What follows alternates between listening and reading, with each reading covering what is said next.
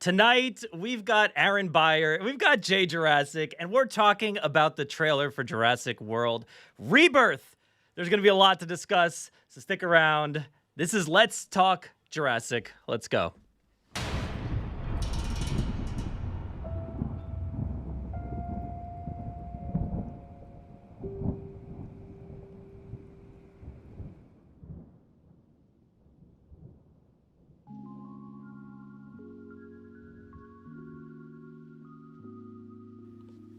What's going on, everybody? Welcome back to Let's Talk Jurassic. For everybody that's new to the stream tonight, thank you so much for joining us. We're going to be talking about the new trailer, but usually we do a little preamble before, and then we get into it. We'll try to keep it short and sweet tonight because there's so much to discuss. And yeah, I can't wait to see what is going to happen in the stream tonight. You have no idea what's been going on behind the scenes. I can't wait. But I just want to showcase a few things real quick before we get started. So going over to the website, we've got an awesome episode. If you're just finding out about the show this week or just tuning in, we've got an actual podcast episode on the feed this week. Well, we've got like 3 or so this week, but this one is the main episode, number 404. It's got Connor O'Keefe and Caroline Abbott talking about the Dimetrodon and Lysosaurus. Awesome episode. They're talking about the real facts of these creatures, so definitely go check it out. Caroline is a paleontologist, and Connor, studies it all so closely. So go check out that episode. It's on JurassicParkPodcast.com. But I just wanted to shout that out. And like I said, we've got a bunch of episodes on the feed right now. I've got one about the Vanity Fair issue or episode, whatever that was, the article, and then the trailer breakdown that I did this morning. We've got reactions here on YouTube. We've got a lot of stuff to discuss, but I want to bring in 2 good friends here to the chat tonight. And of course, let's just go ahead, bring them right in. We've got Jaye and Aaron. How you guys doing? Hello. Hi, everybody. Hello. Look at Aaron. Look at him. He's just doing his thing already. He is off to a good start. Don't get into it yet. Not yet. It starts with an I just. I just don't want anything away. I don't want anyone to know my thoughts and feelings just by my face. Oh, no. Well, it's too late for that. Everybody knows your thoughts and feelings. I'm going to dip. I feel like this deserves like a dip in the music tonight. So we're going to go musicless for this. But I want to go through the chat just real quick. Just shout out a few people, anybody who's here. And if you're watching live, share it around. Share it to your friends, your family, whoever, your pet dinosaur if you want to. We've got John Pass here. What's up, John Pass? How you doing? We've got, So also I changed everything. The entire stream looks very different. So this is a new vibe we're going for. Going to be sticking with this for a little while. Hopefully everything works out. I changed the videos. I changed some of the things. So if there's any little kinks to work out tonight, we'll find out. But anyway, hi, John. Hi, Steven. What's up, Steven? We've got Jurassic Souls in the house tonight. How's it going, Jurassic Souls? And shout out for the super chat as well. It says, with the trailer out, I wonder what makes each of these species too dangerous or not right for Jurassic Park? I wonder. That's a good point. Thank you for the super chat, by the way. But we will talk all about that in a little bit. We've got Nikolai here trying to rush through everything here so we can get into the conversation. We've got Muzzamil here, caffeinated on Jurassic today. Alex Blood is here. What a day to be a Jurassic fan. Absolutely. Spinorex 123. Good evening. How's it going? We got Charity here. How's it going, Charity? Yep, the scene-by-scene breakdown. Look, I mean, I did a scene-by-scene on the podcast, and I don't know if did I do a video? I don't remember. Maybe? I don't know. I did way too much stuff today, and I can't remember. We've got Monster Man Alex here, lurking as always. Wait, you're not lurking. You just commented. But, all right, so we got Jason here. How's it going, Jason? From Michigan. What's up? Caught the trailer, 8:30. Yes. And we're going to see what everybody thinks here tonight. And if anybody has thoughts and feelings, let us know while we're talking about it. We got Tito here wondering what characters are going to die in the new film. Well, maybe we'll talk about that. We've got Skylar here. Davis, what's up? Good evening. Utterly random guy. We've got an utterly random guy right here. And we got Steve. He's already bringing out the red phone. I don't have a red phone. I've got a red Hulk. Does that count? I don't know. I don't have a red phone. What? But, dude, I had to get the red Hulk, dude. It looked so awesome. And we got my good friend Phil here. What's up, Phil?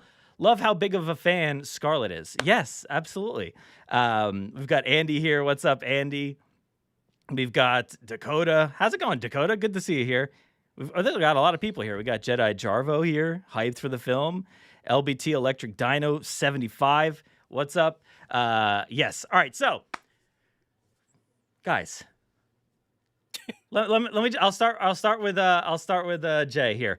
How you doing, man? Are you doing good? How you feeling today? I'm feeling good. Feeling real good. Are we discussing now, or are we just saying how we're feeling? You know what? Yeah. All right. So tell me how. What are your thoughts and feelings? Just give me a general, overall, top-down view of what you feel about what you saw in today's trailer.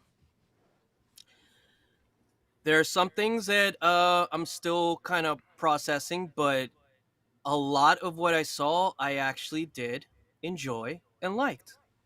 And I like somewhat of the direction that they're going. And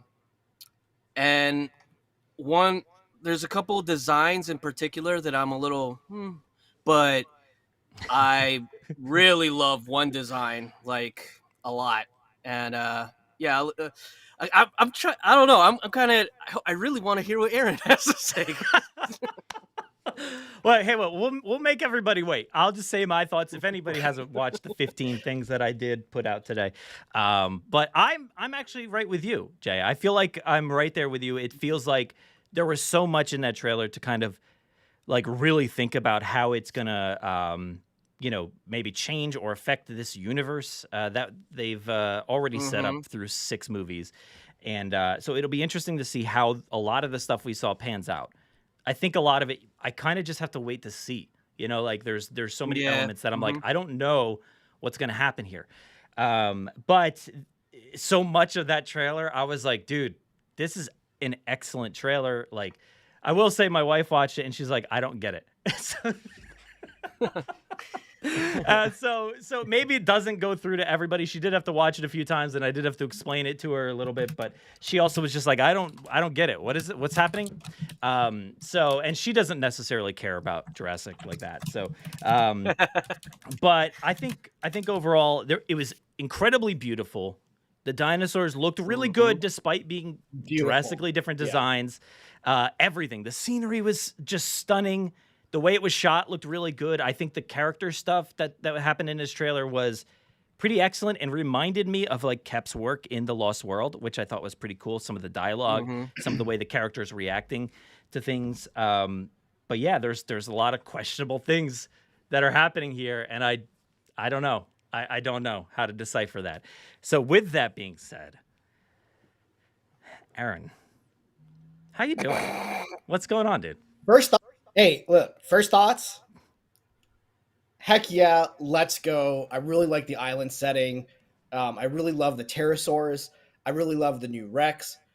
And I was just so happy that dangerous velociraptors are back. Second viewing of this trailer. These are my thoughts. I would like to publicly ask the Crichton estate to not renew the license to Universal Studios upon next renewal. The franchise, in my opinion, embarrasses the creator and has moved well beyond the wonder and suspense of mild fantasy once proposed by the writer, but has moved into schlocky 80s and 90s militant sci-fi. I'm tired of being embarrassed to be a Jurassic fan. Wow.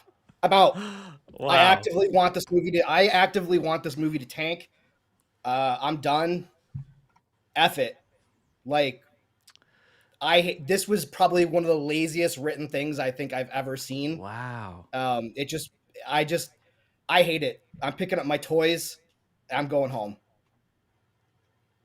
Actively hated this thing. There he goes, folks. And there he goes. Whoa. Wow. Look, I mean, like I expected some criticism, but that was definitely something. That was something, man. So look, I'm not going to deny you your perspective.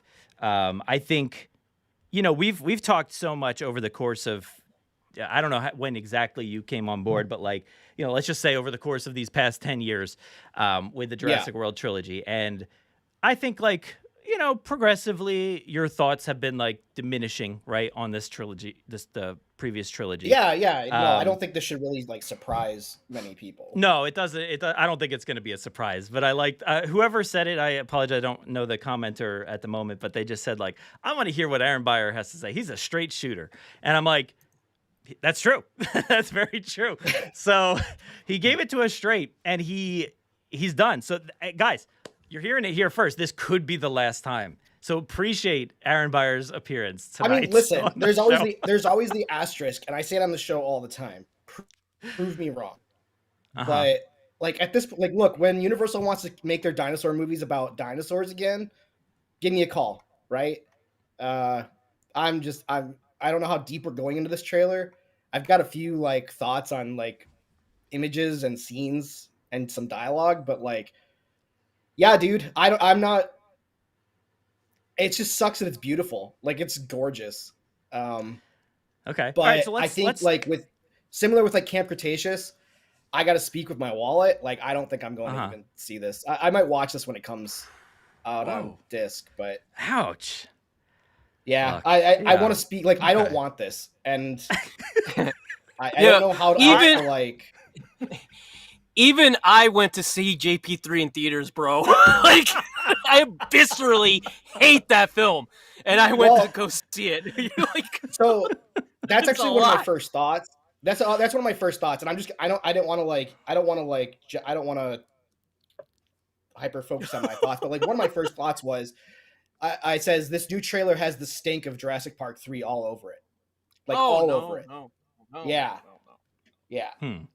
All right, so there were some cool things. So we could start I'll chime in here and there. I don't want to bring everyone down, but yeah, not a fan. Let's get started on the good stuff, like the stuff that we saw in this trailer. So, so Jay, bring me through like your thought process. What was like one of the coolest things that you think you saw out of this trailer? What was like one thing that really stood out to you?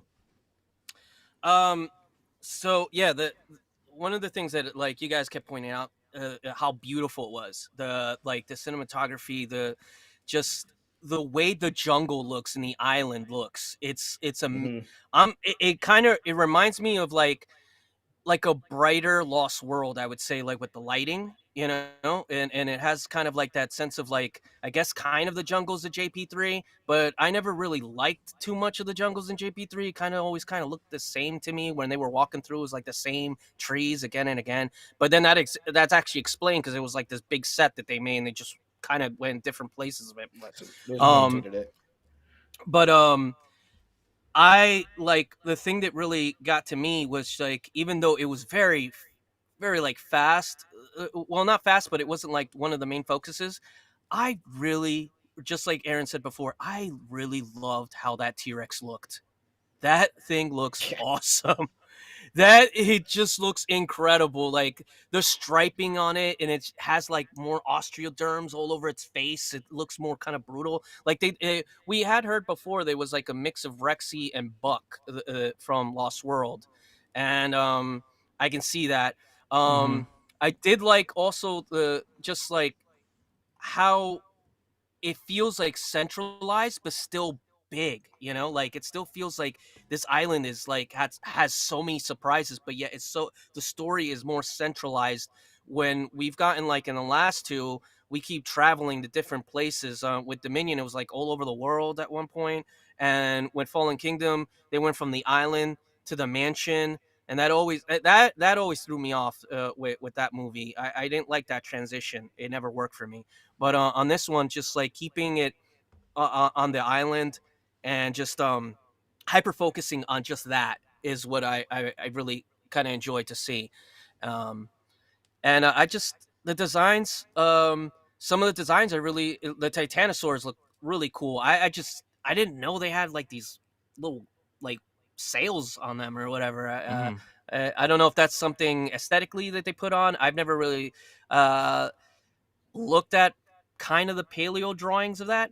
Um, uh, I will say that also seeing that sequence of the mosasaur with the spinosaurs and how they have like this symbiotic type of relationship where they have like the spinosaurs is kind of like corralling something for the mosasaur to get at. That's pretty cool.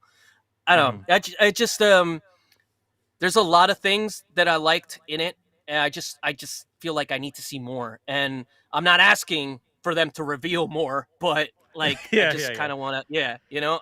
I think they revealed a lot, honestly, in the first Uh-huh. trailer. It was a lot. There was a lot to be Honestly, revealed.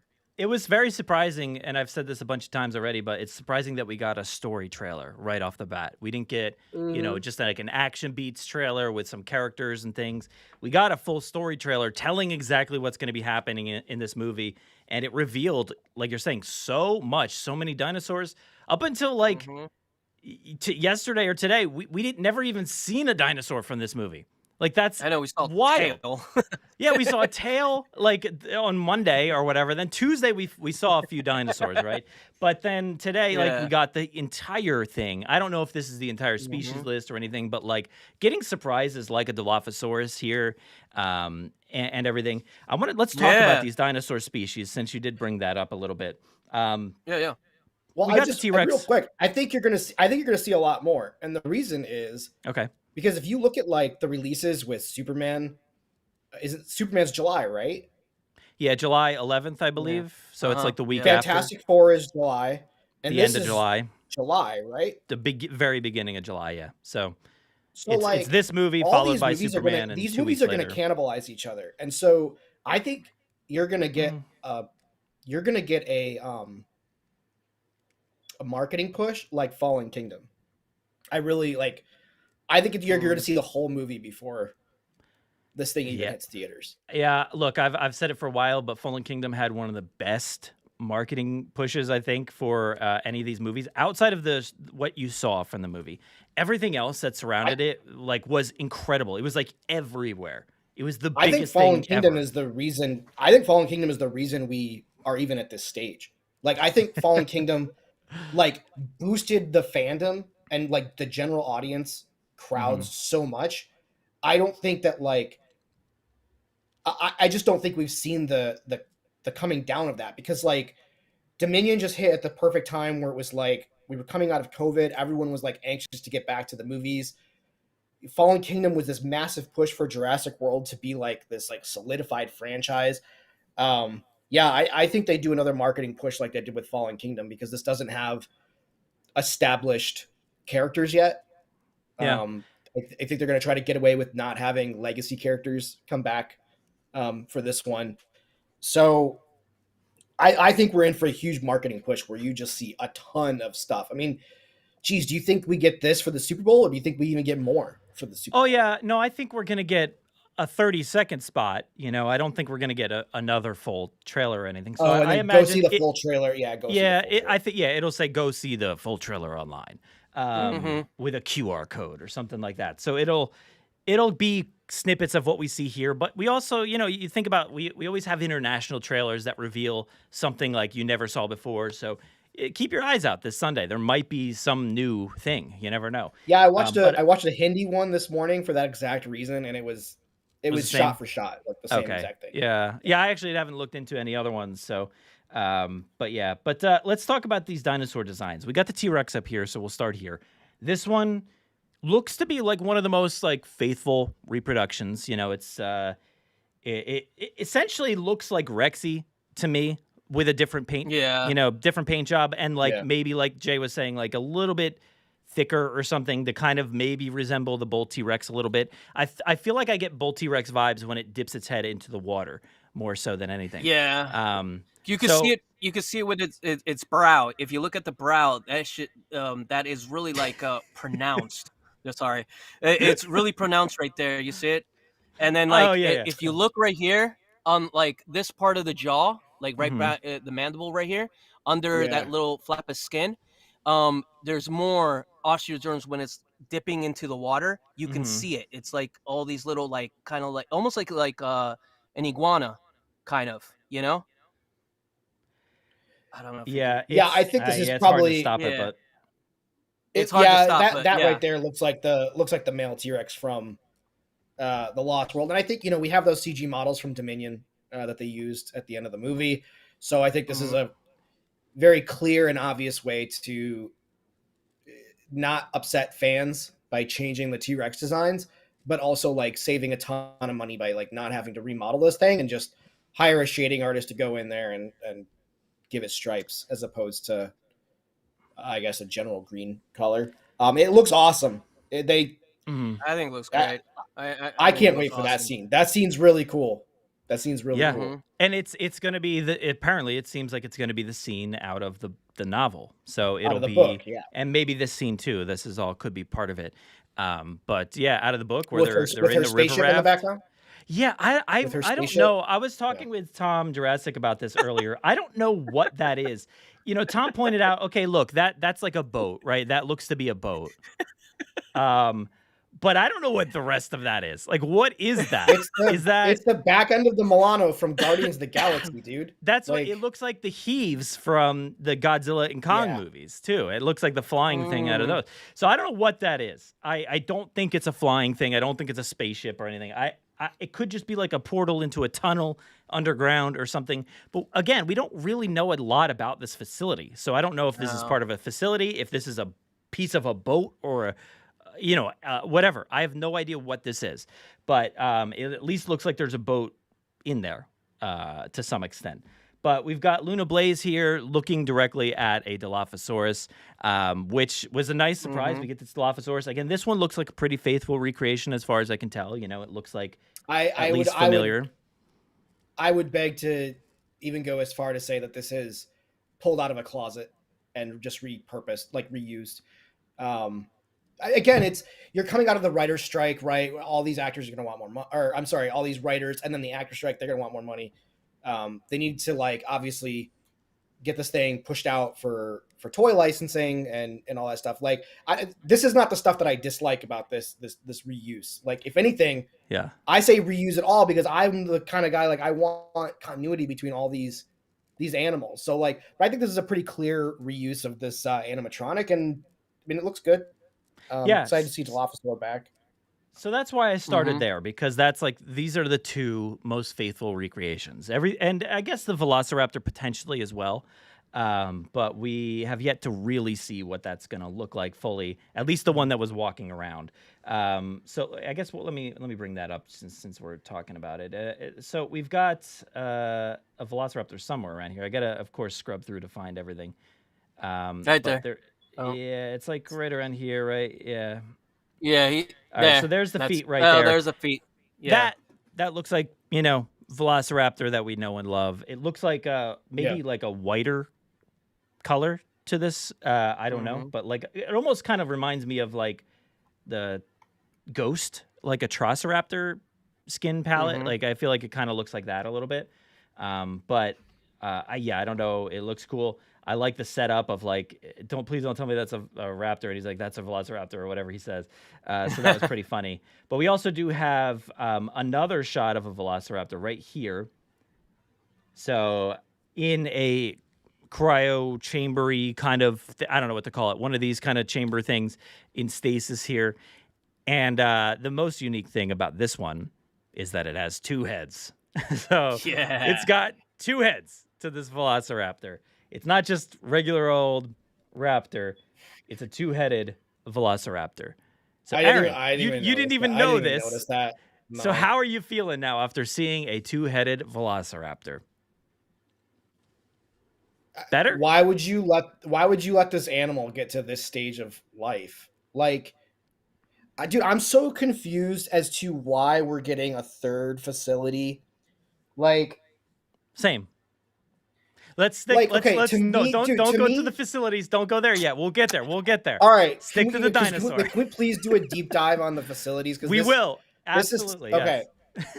I mean, this raptor looks fine. It looks like it looks like a tiger raptor almost to me. But yeah, I didn't even notice the two heads, and I guess I'm just glad that they're not this was a winner. Let's keep it in the park. But again, like if an animal like that is born and you're a research facility trying to create animals for a theme park, you're just gonna like nix that one. And this is what we talked about. I think this is kind of what the book The Lost World goes into. It's just like how they just got so many mistake animals that they just threw them out. They euthanized them or whatever, whatever nice word you want to use for killing baby dinosaurs. Like I don't know what other nice way there is to say that, but like me and I you don't know why there's an specifically, adult two-headed raptor. yeah, me and you specifically have been talking about this theory for a long time, for years now. Like about, I think it mostly started when we started talking about Maisie, right? And how if you've got a human clone, there's probably mistakes along the way. And that's a horrible idea to think about. But when we take that approach with the dinosaurs, it's the same exact approach, right? It's like, oh, there's probably mistakes along the way. I don't know what's going on. That is what is going on here. Like, I don't think that this is necessarily a mistake, but we'll get to that later on. We've got a raptor there. Jay, any thoughts on two heads? How you feeling? It just reminds me of one of the best toy lines, in my opinion, that I always loved, Chaos Effect. Just having some weird mutations and stuff. And you get that in what? I remember drawings. Was there a drawing of a two-headed dinosaur for Chaos Effect? It was a T-Rex. Yeah, it was the Doomsday Rex. Yeah, it had two heads. Yeah, I drew one like that a while back. I don't know. It gives me like a vibe of just like they just were doing whatever they wanted to do in the beginning, or whatever this facility may be.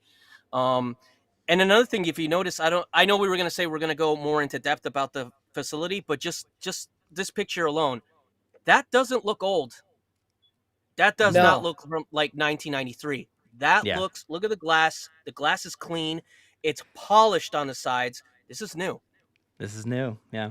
All right, so let's go on to a dinosaur at the beginning of this. We've got, where was it? Right around here. You can't just go through like shot by shot, can you? It's hard, but we've got we've got this Titanosaurs. I'm assuming that seems to be the general consensus here. Again, I think kind of like Jay was saying, like I don't know really the full dinosaur history. I don't know what they look like. I don't really pay attention to that kind of thing. Whatever Jurassic shows me is what I think these things look like. So to me, this is where, like, this is one of I think the first dinosaur we see in this, and this is assumingly like the Brachiosaurus moment, like in Jurassic Park, but for this movie, because they've got a little bit of fear, but a little bit of awe and wonder, and we've got these incredible whip-like tails, and the sail things that are on the back of the neck and the near the base of the tail there. They look incredible. They look beautiful. They look so good. I have zero complaints with any of these dinosaurs and how they're brought to life.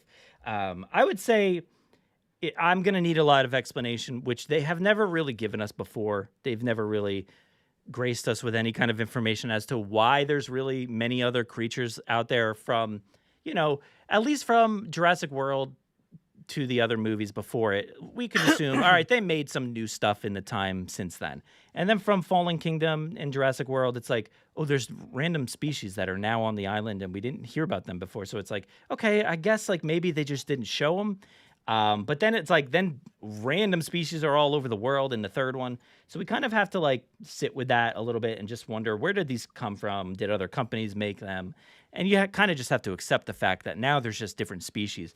But here we are. This movie seems to be taking that approach to the full extent and just showing us brand new like versions of dinosaurs and species. And I don't know where these came from.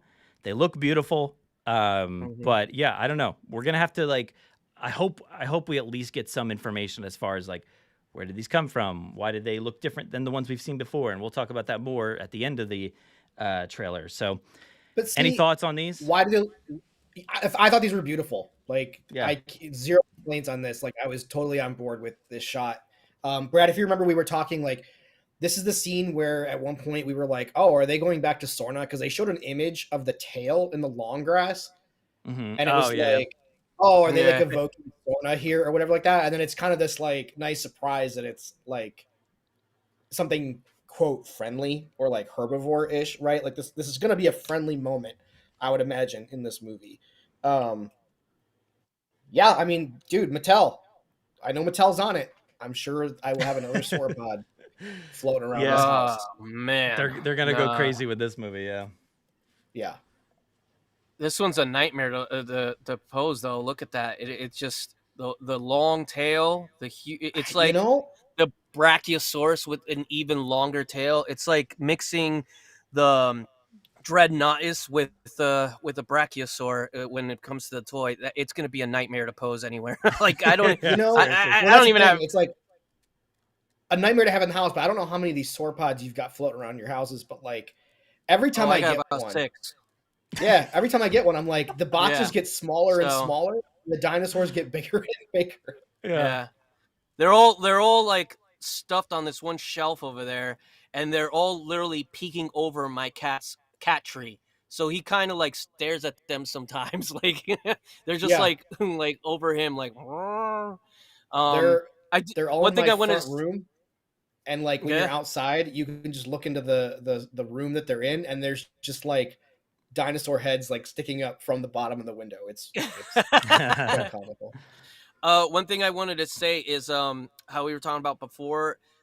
I love that they gave them the whips on their tails, because that's like something you've been seeing more with like paleo art and new versions of sauropods. That's like the weapon that they had, just whipping tails, so they could like whip at the predators, which is really cool that they gave it to this one, because we didn't see it with what was it? I think the oh no, we had an apatosaur, and I don't know if apatosaurs, the new like versions, had whip tails. I know Diplodocus does, but it's cool to see that with this one. Mm-hmm. Yeah. So Jason agrees about the Brachiosaurus sighting scene. So that's that. And Dan the Man says, "I'm slowly growing on the Titanosaurus design. Hopefully they'll be bigger in the film." Yeah. So they look pretty big, but maybe like a bigger role. I don't know. But yeah, so this is cool. What else is next? We've got we got a flying guy right there, which is just an incredible looking shot. Like I love that. That's super cool. But we see them more later on when we go to that temple sequence, which is somewhere around here. This is a tough one. Ooh, there's right some there. shot. There's a good shot. There you go. Well, oh, actually, you can't see it on the screen, so I'll just slide it over. There he is. But this design, again, this is a Quetzalcoatlus, very different than the one that we got in the previous movie. Sorry, I'm like just moving it all over the place. We're positive this is cats. We know mean, that they've said it's cats. No, nobody said it's cats, but if that's what you're doing, you're getting the 3 biggest species. I think that would be the one, right? And that's what the general consensus is. But well, there is another species that's similar to that and big as well. you could say that. It has it starts with a T, and it's called like something like Tiperatrix or something like that. And it has that similar beak, which is so this is okay. So this is a design that I'm not too like okay with for the cats, because like the one in Dominion, I like that design way more than this one for the Quets. I loved it more, as well. Yeah, it looks more natural to the one like the real real pterosaur. Ah, there it is. That's the name right there. Yeah, it looks like that one. I couldn't begin. I don't know if they're spelled differently, but like, okay, I don't know how to even Hatzagopteryx. Hatzagopteryx. Yeah. It looks more like that one. I'm looking at the same one. Yeah. Does it look like that? Yeah. No, it doesn't look like that. No, it doesn't look anything like. No, the image. Oh, sorry. I mean, maybe the image you're seeing. I don't know. I'm looking at some YouTube video from. I mean, who knows? What for? Right? For which one? For that one? For that? Well, it's just I just googled like pterosaur size comparison, and there's cats in this image I'm looking at, and then the next image up is this Hatzagopteryx or whatever, and it just got like a big like fin on its head. It looks just like and And that's Yeah. that's what I'm talking about. You see kind of the spike that's coming off of there. That would continue onto Yeah. the rest of its head, because that's actually what the Yeah, I fossils getcha. look like. The fossils have that. Yeah. So like when you find fossils, and they have kind of maybe like a hole on the beak. Usually that means membrane, and that means like kind of maybe like a dome or a crest. That's how like so the the cats, it has a crest like above the eyebrows, kind of like in Dominion. So this one is just weird how it kind of looks. I don't know. Maybe they mixed it. This design, this was one of those designs I was saying that I was like, I don't know about that one, you know. But it Yeah, still looks so cool. It just doesn't look like the dinosaur it's supposed to be, you know? I mean, So, the pterosaur it's supposed to be. It's not a dinosaur. It's a flying reptile. Yeah. but I yeah. would say, like, this scene in the trailer on my first watch, this is the word. Sorry, I'm coming off. Hold on.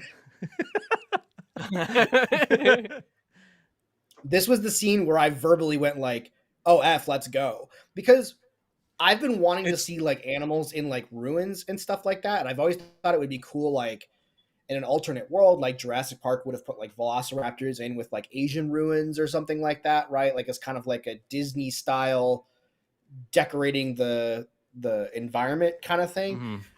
This is cool, but again, this leads me to be like, I have so many questions about this facility and where is it? What's it built on?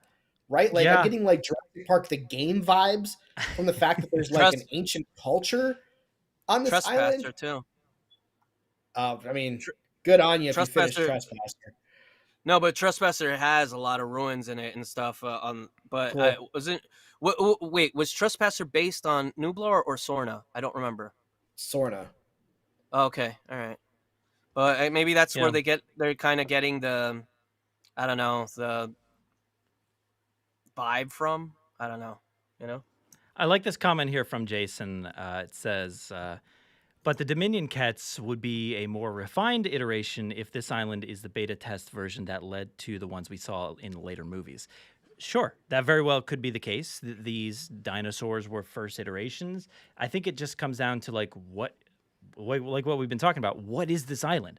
What is going on here? Like, I think you know, I there's think you a guys are comment. giving these writers, and these artists way too much credit. I think after Dominion, we've learned that design doesn't matter, logic and all that doesn't matter. Look, I mean, it's David Koepp. I want to give him some some grace to hopefully have been a fan or at least follow along with what happened. He said he reread the books, so I appreciated that comment, and used some stuff from there. But I agree, like maybe there's a chance that he followed the general idea of what happened in the last few movies and then didn't really adhere to different things here or there. But I don't know. I mean, his whole case and in so many articles was specifically, we didn't want to deny anything that happened before. We did not want to retcon anything. I don't like retcons. So that was what he was talking about. So I want to believe him when he says that. But based off all the dinosaurs we're seeing here and the fact that this island is maybe located near like Barbados, which is on in a complete different body of water than the other islands. I don't really understand that. So there's a lot I think we have to kind of not necessarily critique just yet because I don't know. I really don't know what is the case with this island. So I'm going to try to like hold it in for a lot of that stuff because I want to wait to see what the case is. But if this is a beta version, a first version or something, along those lines, cool, very cool. But I just don't know why that would be the case totally. I mean, look, Fallen Kingdom was all about we need to save these dinosaurs because they are the last of their kind. And if once that island explodes, they are all dead. There's no more dinosaurs left. So here we are. There's a whole nother island with dinosaurs, apparently. So there's a lot of, I don't know, maybe some incongruencies here. But, as Phil says, maybe life just found a way, This is the second island after that one with more dinosaurs, right? Because, I'm sorry, I consider the Miocene facility an island. It was an inverted island, right? Like a hole surrounded by mountains. But, like, again, it's like, oh, they're the last dinosaurs. Well, now this is the second movie post that retconning this idea that these are the last dinosaurs. I mean, yeah, and I am a little frustrated. You got to have dinosaurs in your Jurassic Park movie, but also the fact for me is that like Jurassic Park came out. That's to me in that movie they're showing us, okay, this is where dinosaurs are made. This is it. This is where we got those dinosaurs. Lost World comes around and it's like, okay, no, actually we made them here. And then we brought them over to the other island. And then, okay, so JP3, same thing, Jurassic World. Okay, now they're making them on Nublar again. It seems nobody knows anything about the rest of the places. But then Fallen Kingdom comes and it's like, oh no, guys. Oh, plus, let me say that there was also another facility in San Diego at one point, right? But then Fallen Kingdom comes around, and it's like, oh no, we've really started making them here at Lockwood's Manor in this basement. But now it's like, now here's another one. Here's another one where we're like, okay, no, this is the real first one. So it's like it's all over the place. At least I would love like a legitimate timeline of events if they can take everything that we know and make it work, which you could. The three of us could sit here for 2 hours and just come up with a logistical plan that makes sense. But it's not, unless Steve wants to have them, call us with the red phone and say like, "Hey, call your boys." It's not going to happen. But yeah, I don't know. Let's continue on here because I don't know. Is there any other dinosaur sightings? Oh yeah, towards the end, of course. Plus we got something big to talk about there. I forgot about that. But let's go here. We've got, let's go to a good shot of the Spinosaurus, which I know is a good friend of mine's favorite dinosaur. So let's see here. If I can get a good shot of it, I don't know. But well, that's a good one right there. There's a good shot of it. Yeah. So Jay, your good friend here, the Spinosaurus. How you feeling? What's your vibes of the Spino? The only gripes I really have with it is if they would just curve a little more of this part of the lip right here, make it like a little more curvy and give it a little crest on the top. I think it's all right because the one that we get in GP3, that's not a Spinosaurus. It's not. I'm sorry, guys, but it's not. But it's like, so here's the thing. I just want to counter that argument with you can't make Spinosaurus fans happy ever. So burn it to the ground. The JP3 Spinosaurus is canonical, and that's what a Spinosaurus looked like. Like that's just, I kind of knew because it's not just you, Jay. Like I saw this all over the internet. Oh, the Spinosaurus. Oh, it's just still wrong, and it's like just burn it to the ground. They should have kept the Crash McCreary design and just gave everyone the bird and been like, no, this is a Jurassic Spinosaurus. Like yeah, but if we're going like they're saying, this is the beta island, this is the one where they first started out, this and that, whatever, right? And then the dinosaurs that we're getting in the parks and Soarin' and stuff, those were the ones that they were like, okay, so these guys, no, they're we can't use these guys. Let's use these guys. So we're looking at Spinosaurus probably was the one that we see in JP3 might have been like a different version where maybe they try to mix it around where it didn't look like this one, and you're seeing a lot of that in this film where even the Mosasaur, they retconned it and make it look more like an actual Mosasaur, which had more, sleeker skin and didn't have osteoderms and looked like a crocodile on steroids in the water. A lot of the designs, and I agree with you, a lot of the designs in the Jurassic World, and I've said it before with Brad, I didn't like them. They just didn't have that Jurassic feel. And to go and say, they said that most of these dinosaurs all have differences too. We only seen one Spinosaurus. There's 3 in that water. And I'm just taking a guess. I didn't hear this from anyone. I didn't read it from anyone. But what if, when you look at the 3 of them, Brad, can you go to that picture where it shows all 3 sails? Sure. Maybe. It's around here somewhere. A little bit more. Right there. Okay. All right, good. Now look at the sails. Now you see one over there at the top right, and then you see one over there on the other side of the boat, and then you see one right there at the bottom of the screen. Look at those sails. Each one of them is different. The 2 at the top, the one at the top right, and the other one on the side, they have no markings. Meaning, I'm thinking we have what's it called? The differences in male and female sexual dimorphism, right? Mm-hmm. So I'm thinking this one down here, that's the male. And I'm thinking they didn't show this guy because the one that's popping up on the boat is one of the smaller ones. All right. Okay. So I'm thinking those are the female Spinosauruses. And if it's a female Spinosaurus, this is all guess, dude. This is just me just interpreting how I'm seeing it, right? I'm not taking this from anywhere that I read or anything. Probably didn't have that crest. Like you look at birds, the male birds always have the crests and always have the brighter colors and brighter plumage and all that. If you look at those sails, look at the differences. This one has stripes on it. I'm thinking that's the male. And then when they finally probably show this male, maybe not. Maybe they all look the same. But when they show that male is probably going to have a little more resemblance to the favored Spinosaurus that we get from JP3. The other two are probably small females. They have no crest on their heads, and they're probably smaller in size, and they have, they look that way. Or maybe there's a bit of mutation as well, because you see kind of the teeth popping out a little more than they should. I like your thoughts. I definitely like your thoughts there. I actually like the way it looks. I think they look pretty cool. But you know how big of a fan I am of specifically the JP3. Oh, I know. Spinosaurs. So to me, it's like, oh gosh, like we have never been able to really get back to it outside of Camp Cretaceous. And I don't even know if that was the same one. I who knows?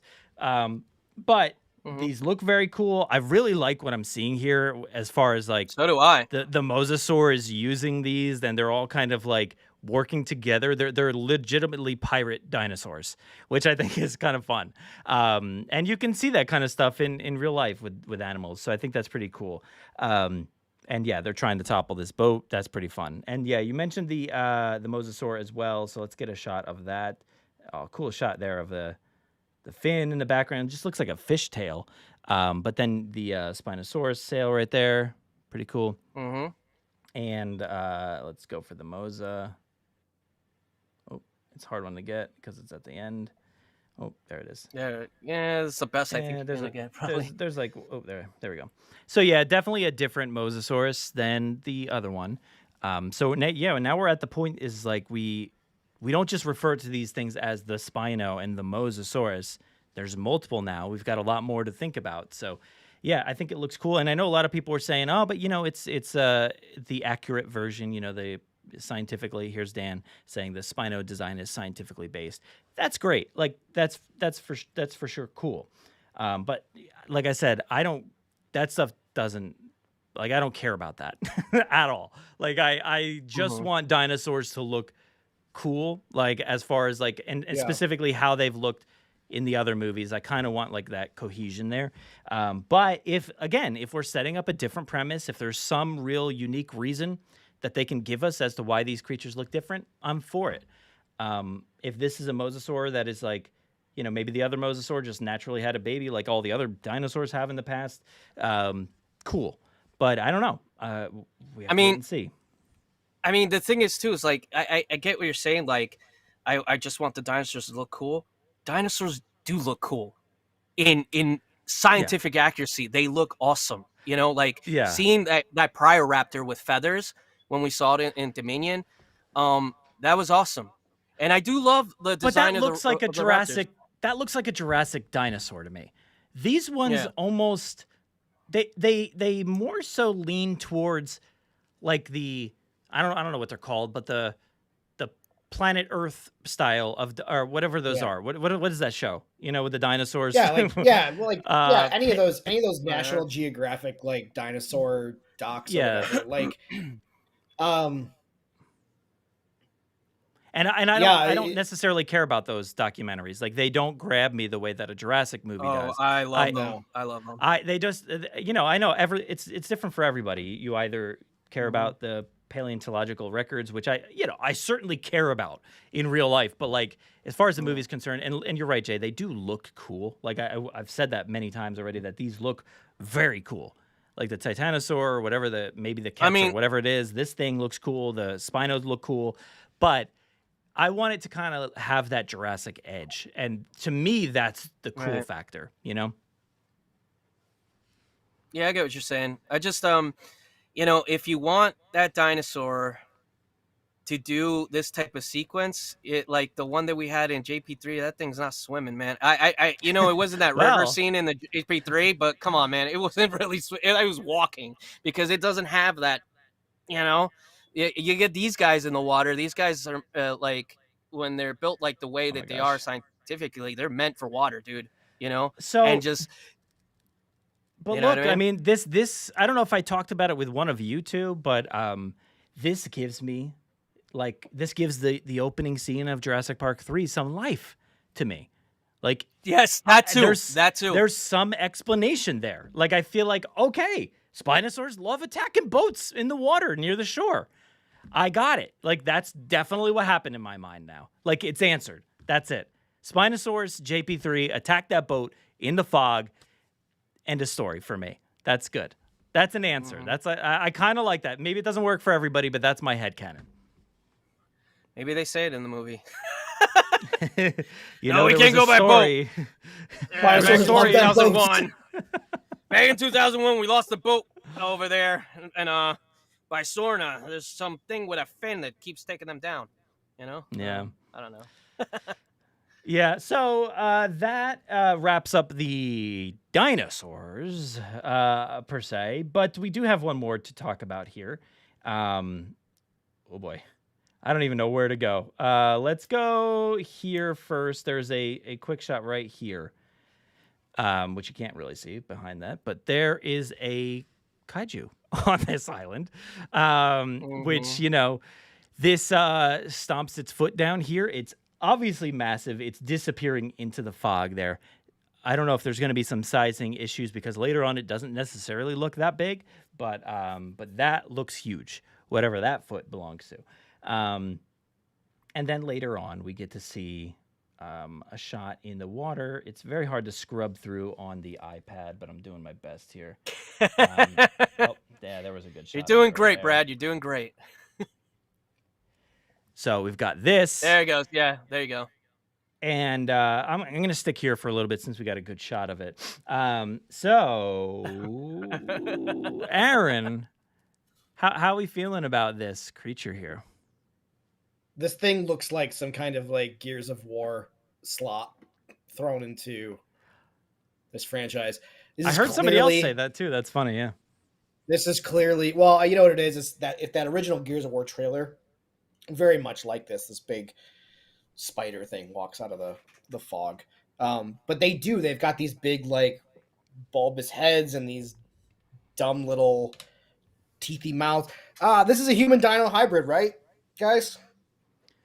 We're here. I mean, I think so. No. Ooh. I don't think so personally. I think it is. You think you guys? All right, so that's 2-1. Oh, Aaron's gone. So now we're here by ourselves, talking to ourselves. Talking to ourselves. Who could have predicted that Aaron Beyer would just get up and leave? And that's chaos theory. That's chaos theory. Oh my gosh, you guys, I'm so sorry. I had a Charlie horse, like, just spring up out of nowhere. Whoa! I can't believe you got that much motion out of your body during a Charlie horse. I would mostly just pass out and like fall on the ground. I lunged toward the door to like straight down my head. I mean, this is human.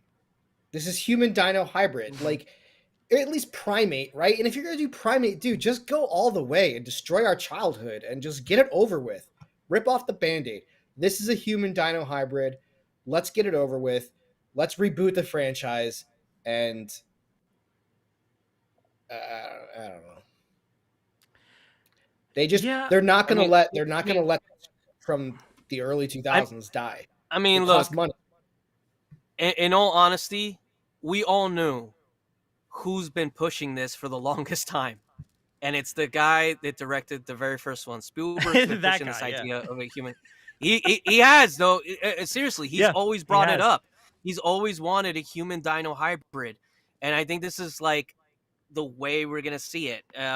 Because, like, if this is supposed to be mutation of, like, their first try is supposedly, like, to make a T-Rex or something like that, where, like, I know there's another scene in here, but you don't have to go for it, Brad, because, but you can see the two, like, T-Rex arms on it in that sequence where the guy's stuck in the lab and he's like trying to get out, Yeah, you Okay. see the two little hands. So it has two extra Like in the arms right on in the the bottom there. stomach area somewhere. But But but it makes no sense that it would have these type of arms and like that dome type of head. So I think Aaron's right. I think there's some human DNA in that. But there's something else as well. I've told you this before, Brad. If you do you remember those pamphlets? They had these like pamphlets they gave out a long time ago with Jurassic World 2015. Okay, in that pamphlet, it showed all the pieces of the Indominus Rex. Like this dinosaur, this goes from this dinosaur, this goes from this animal, this goes from this, and then it showed its hands, and it said opposable thumb, and it said unknown. I think that was something they were trying to do back then, and they chickened out, and now they put it onto this. Because that was an actual piece of merchandise. I have it saved somewhere on my computer. I got to find it. I'll send it to you because it was an official piece of merchandise that had like it was a drawing of the Indominus Rex, almost like a Mondo type of like poster drawing of it, and it had all these little circles around like showing the individual like attributes that were added from animals, and it circled around the thumb and it said unknown. And that was like the first clue. And I remember seeing that. I was like, oh, this thing has human DNA, opposable thumbs, you know? But I think this is where they really took that shot and were like, let's do it. And I think this has human DNA at some amount, you know? Or primate, like you guys said. As soon as I saw this, that actually was like so far from my mind. The fact of the human dino hybrid thing. I saw it like right away. That was like I my guess first thought. I Yeah, guess me I too. could see, but it's definitely not that like image that we've all seen before. It doesn't seem to be anything like those. There's like two drawings or something, I believe. I don't know where. Yeah, they but you don't Yeah, I think remember but, seeing you it. don't think this looks like some art director came in and was like, "Hey, these drawings make me some amalgamation of all three. Like take because like the Triceratops looks almost like a tank, right? The T-Rex one looks Mhm. like kind of like smart and nimble, almost like if the Yeah. Red Power Ranger was like a weird morphed like animal. Then there's Yeah. some other like nimble looking thing Mhm. that's maybe a little slimmer, maybe a little faster. To me, this just looks like, hey, we're gonna shoot our shot, make it take the best of these three designs, make it look good, and whatever you do, please don't make it look like the or the Gremlin thing from Lord of the Rings or Doomsday from Superman. And let's put this in a Jurassic Park movie, which is about dinosaurs. And for sure, don't do all that. You know. Yeah, look, I Uh, mean, the hybrid thing, we focused on hybrids for two movies specifically, Mm-hmm. and but and they and backed off people of it, which they was the yeah, right move. that's what I was gonna say. They backed off of it because people didn't necessarily jive with it fully. But I think my favorite version of that was the Scorpius Rex, which was more monstrous than any of the other two before it, right? The Indominus or the Indoraptor. I love the Scorpius Rex from Camp Cretaceous. Yeah. I thought that thing was really, really cool. It doesn't necessarily resemble this, but it was cool. But And I they guess backed off of it, like you're saying, Aaron, right? They I'll stopped defer it. to There's no you. more hybrids. I'll defer to you because I have in here, and maybe you know this answer. Maybe clearly Camp Cretaceous was popular enough to get a spin-off series and like 4 seasons on Netflix. It's almost unheard of, right? But one of my thoughts that I have written down here was, uh, what metric does Universal have that says people want anything other than dinosaurs in their expletive dinosaur movie? Like, was like again, like I we all were kind of like, to me, like Jay, like I know you like hearken to like you were talking about chaos effect. To Mm-hmm. me, Jurassic World was the chaos effect movie, and I thought it was done brilliantly. I was like, man, if you got to do chaos effect, this is how you do it, right? Yeah. They got a little silly. They got a little silly with the hybridization, with the mutations of the DNA and all that stuff, and they created this monster. They give you a little nod that, like, yeah, we want to go sleeker and slimmer, and they do Indoraptor, and they do this silly thing where you point a laser, and rather than shoot the guy with a laser gun, you direct an animal to go get it. I saw some like art, some like fan art of like people like that someone had done where it was like a militant guy like just hanging out with his Indoraptor. I thought that was like a cool idea that this thing would be like subservient to like its master or whatever. And then I thought it was watch Chaos Theory, by the way. You should watch Chaos Theory because that's exactly what happens on that show, without the Indoraptor. But with an RC remote control car remote, no, just like a clicker or whatever. Yeah, it's pretty so great. What are you saying to watch? In Chaos Theory, there's two separate individuals who have these Atrociraptors that are just like subservient, and they're just like chilling next to them and just kind of listening. Like it's very cool. It's very cool. But like, so I'm just like, where's the metric coming from that Universal was like, people are excited about this? There's no metric. And I've never seen this. I've never seen this because Jaye says that Spielberg's been pushing for human hybrid dino, and I've never ever in my life seen that. I believe it because I believe like things like, I forget his name, but like wanted so badly to have like Superman fight a spider in like his Superman movie like 30 years ago, and just would not let off of it. And finally in Man of Steel, Superman fights a giant spider and it's stupid. And we all go, well, that was stupid. Thank God there was a whole other 2 hours of this movie where Superman didn't fight a giant spider. And I don't even remember the spider. I don't remember either. This is what I'll say about the metric or whatever you're saying. Steven Spielberg and David. The change engine has 3 legs, and then it has tentacles that come up and fight. It's the spider. Okay. That was how they ended up in Wild Wild West. It was like Kevin Smith had wanted to do it, right? No, but anyway, no, it was Kevin Smith. I remember the whole conversation, and there's that same Kevin spider. Kevin Smith was told he had to do a spider, and he was like, "I don't want to." Okay, yeah, and that's the spider thing was like really popular back then, I guess, because it was in Wild Wild West, and they had to like. Well, that producer who owned Superman ends up putting the giant spider fight in Wild Wild West. Dude, it's a whole. You can go down that rabbit hole. That's a whole nother.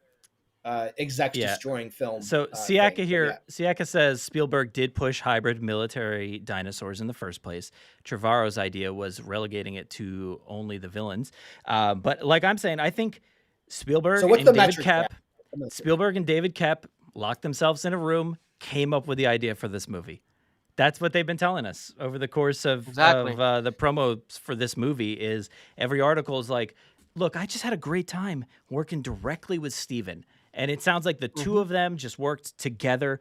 No outside influence.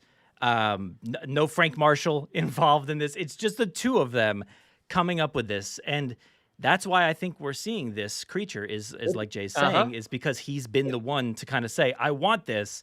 And there is no outside metric. They haven't looked at anything. He's been pushing this since the John Sayles script back in the day for Jurassic Park 4. This has been the militarizing of dinosaurs, the human hybrids. He's been pushing that idea. He's always thought it'd be, because you got to remember too, he's a huge fan of kaijus, Godzilla, monsters. I know. Yeah, that's what he grew up with. Like that's his thing, and that's why he one of the scenes that you see in Lost World with the people running away, and he wanted that so much with the I always love that scene. There's a lot of people that don't. I love the San Diego scene, but that was Spielberg himself. He's like, nah, scrap the end. We're putting this in there. And he's done that plenty of times. He did that with Jurassic Park. The original scene, ending scene is Hammond with a shooting the dinosaurs with a shotgun. You don't get Rexy at the end. That was Spielberg. He was sitting down. He's like, we're gonna change it, and we're gonna put a T-Rex. Because the T-Rex is the star of this movie. We're putting him in there. It makes me sad to think that this guy who convinced me in Jurassic Park documentaries, right, that he was making movies about wondrous animals that lived on this planet. And that's what Jurassic Park was. They weren't monsters. This isn't like, I didn't just get this from nowhere. Spielberg says it. He says it in the NBC documentary that you can get like on like every DVD now, right? These are real animals. We wanted to portray them the way they were. These aren't movie monsters, they say. And he tells that to like Stan Winston, and he's telling that to like Dennis Muren. These aren't movie monsters. They're real animals. And to come this far and now be like in my almost 40 years old, to see the same person and to hear the same person be like, nah, F it. F everything I created. Like I'm just going to put Gears Do of you know War what in this thing. Do you want to know where the change of the guard was? JP3. Yeah. JP3 changed it. That was a monster movie. That was not dinosaurs. That was a monster movie. The way that this is my sure. argument. The movie always sucks. Yeah, this is my argument always with that movie. The Spinosaurus does not act like a natural animal. It stands there watching them. All you need to put is a Jason mask on him, and it's a slasher film, dude. Like when he's sitting there, when they're like, oh, they're hugging, they're like, oh, Dad, I heard you with the phone, and then like, phone, I don't have the phone, and you turn around, he's been watching them the whole time, just waiting for them to move, like Michael Myers does and Jason does. He likes to play with their prey, kind of, in a way. It's like that's where it started. That hunger for a monster movie rather than a Jurassic Park movie. That's why I always say the first two are my favorite, because they feel like natural films with natural animals. Yeah, they're especially the first Lost two, World. in my opinion, now are like the only ones that exist. Like those to me are like, that's the complete Jurassic Park story in my mind. Because like anything after this is like, and I've got this written down too. It's like, I think Alien is a masterclass in sci-fi horror. Everything after Alien is movie schlock for the sake of militant 80s gore. And it's like, I know Cameron is considered this like movie genius, but like Aliens to me takes the franchise in the absolute. Aliens, while I think Aliens is good, it sets a precedent for how bad the rest of the films are in the franchise, save like Romulus, which I thought was great. Like, all right, because I was getting worried there, because I'm like, I really love Romulus. It brought one it great brought us back a movie little in bit. one great movie in like 30 years doesn't erase how bad that franchise was for 30 years. So Resurrection, I think is where they when they started going that hybrid route, and then like going, it just went, and then they went with the whole Alien versus Predator. Oh man, I hate those films. I hate them so much, and I love the Alien franchise, man. You know. But this is anyway. I don't know, man. Back to Jurassic. Sorry, Brad. Speaking Brad, of Alien franchise, that's exactly what this head looks like. It looks like a xenomorph head on that Rancor body. The way they described it in the Vanity Fair article is exactly what this is. It's a Rancor body with a xenomorph head.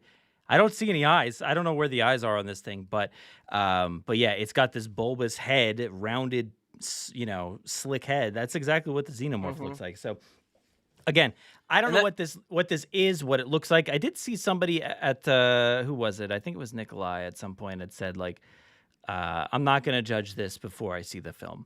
And yeah, I mean, I'm kind of there with you, because I have no reason to get too upset about this just yet. Does it look like it goes with every Jurassic movie we've had so far? Absolutely not. Does not at all. Is there maybe an explanation for this along the way? Yeah, I think there could be. So I have to wait and see. Plus, I think there's some interesting stuff going on in this movie with the setting that maybe could be an explanation. Go ahead, Jay.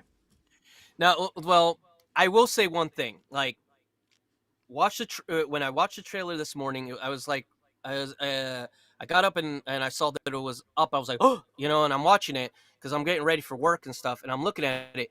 The one thought that did come to my mind, where I was like, okay, I'm not gonna like really just let that kind of ruin the whole time. I'm like, okay, let me see more of it, see what's going on, what happens in the movie when I actually get to see the movie. But I did have one thought. I don't think I would get this if it becomes a toy. It doesn't go with anything. No, that doesn't sell toys. That's one thing I did thought. Like in the movie, like I'm not gonna judge the whole entire movie off of this thing.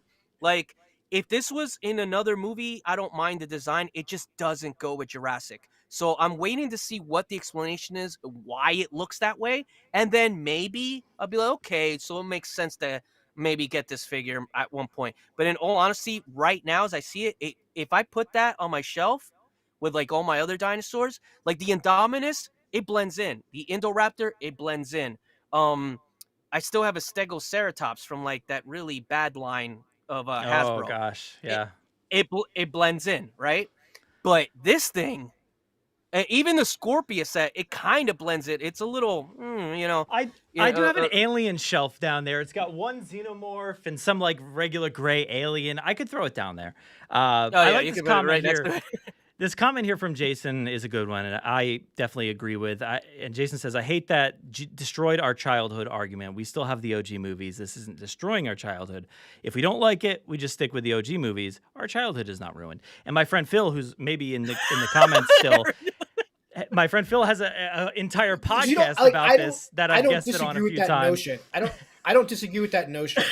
But because they keep hearkening to Jurassic Park. Like,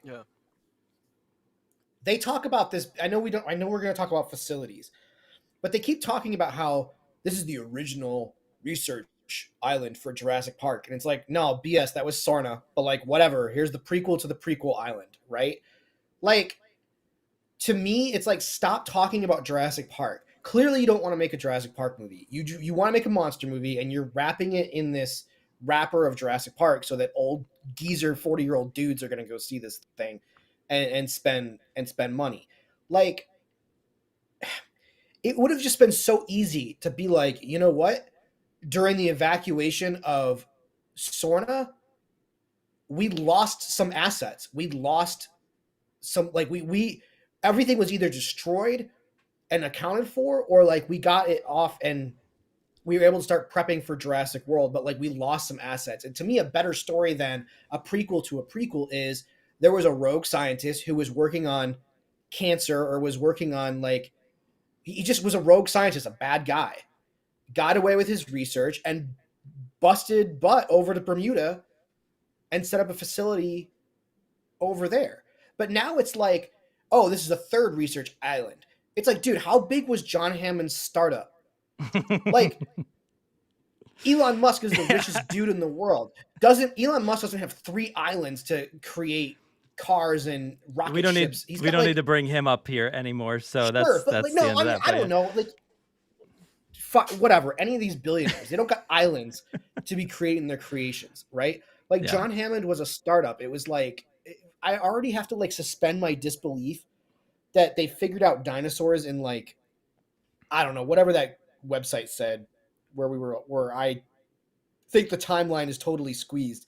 But like, not only do I have to believe that like making dinosaurs was pretty much easy, that they did it in under a decade, but now I got to believe that they were creating humans clones in a basement at some mansion. Then they were creating like human-dino hybrids. Then they were creating mutant dinosaurs. Like, dude, I just don't believe that this all happened. It's just not possible, man. All right, so let's go to the facility. I don't know, because like, just to put a little argument on that.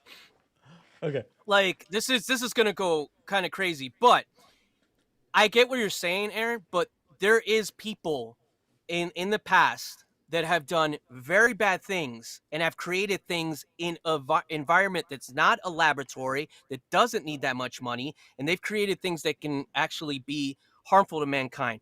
I'm not gonna go into like some of those things, but like anybody with that like that gravitas, or that desire and determination can create things. You know what I mean? So it's like, I get what you're saying, but at the same time, there has been, like, in real life, like, people that have created certain biological weapons in their basements and have released it in the world. Some of the terrorist attacks that have happened. You know what I'm saying? See, now you're not accounting for the electric fencing that's all over the island, the laboratory that looks like it's somewhere between future 70s and modern like 2005. Yeah, but that's the whole thing. Like, that's what I'm saying. That's like we know what they're telling us in this trailer, right? This is all we know, what they're telling us in this trailer.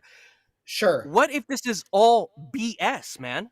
What if like the guy, the pharmaceutical guy that's like with them, he knows about all this, and we can harken back to Aliens. Okay, remember Aliens when there's that pharmaceutical guy? I'm not pharmaceutical guy, the guy that works for the company, right?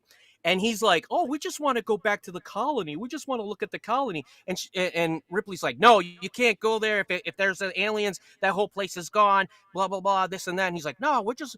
And the whole time, he was there to betray them all and take a sample of the alien. What if that's what's going on here? And we're led to believe that this is a laboratory that was the first one, but it's not at all. Has nothing to do with that, or it's a faction that separated itself from InGen itself that had nothing to do with John Hammond.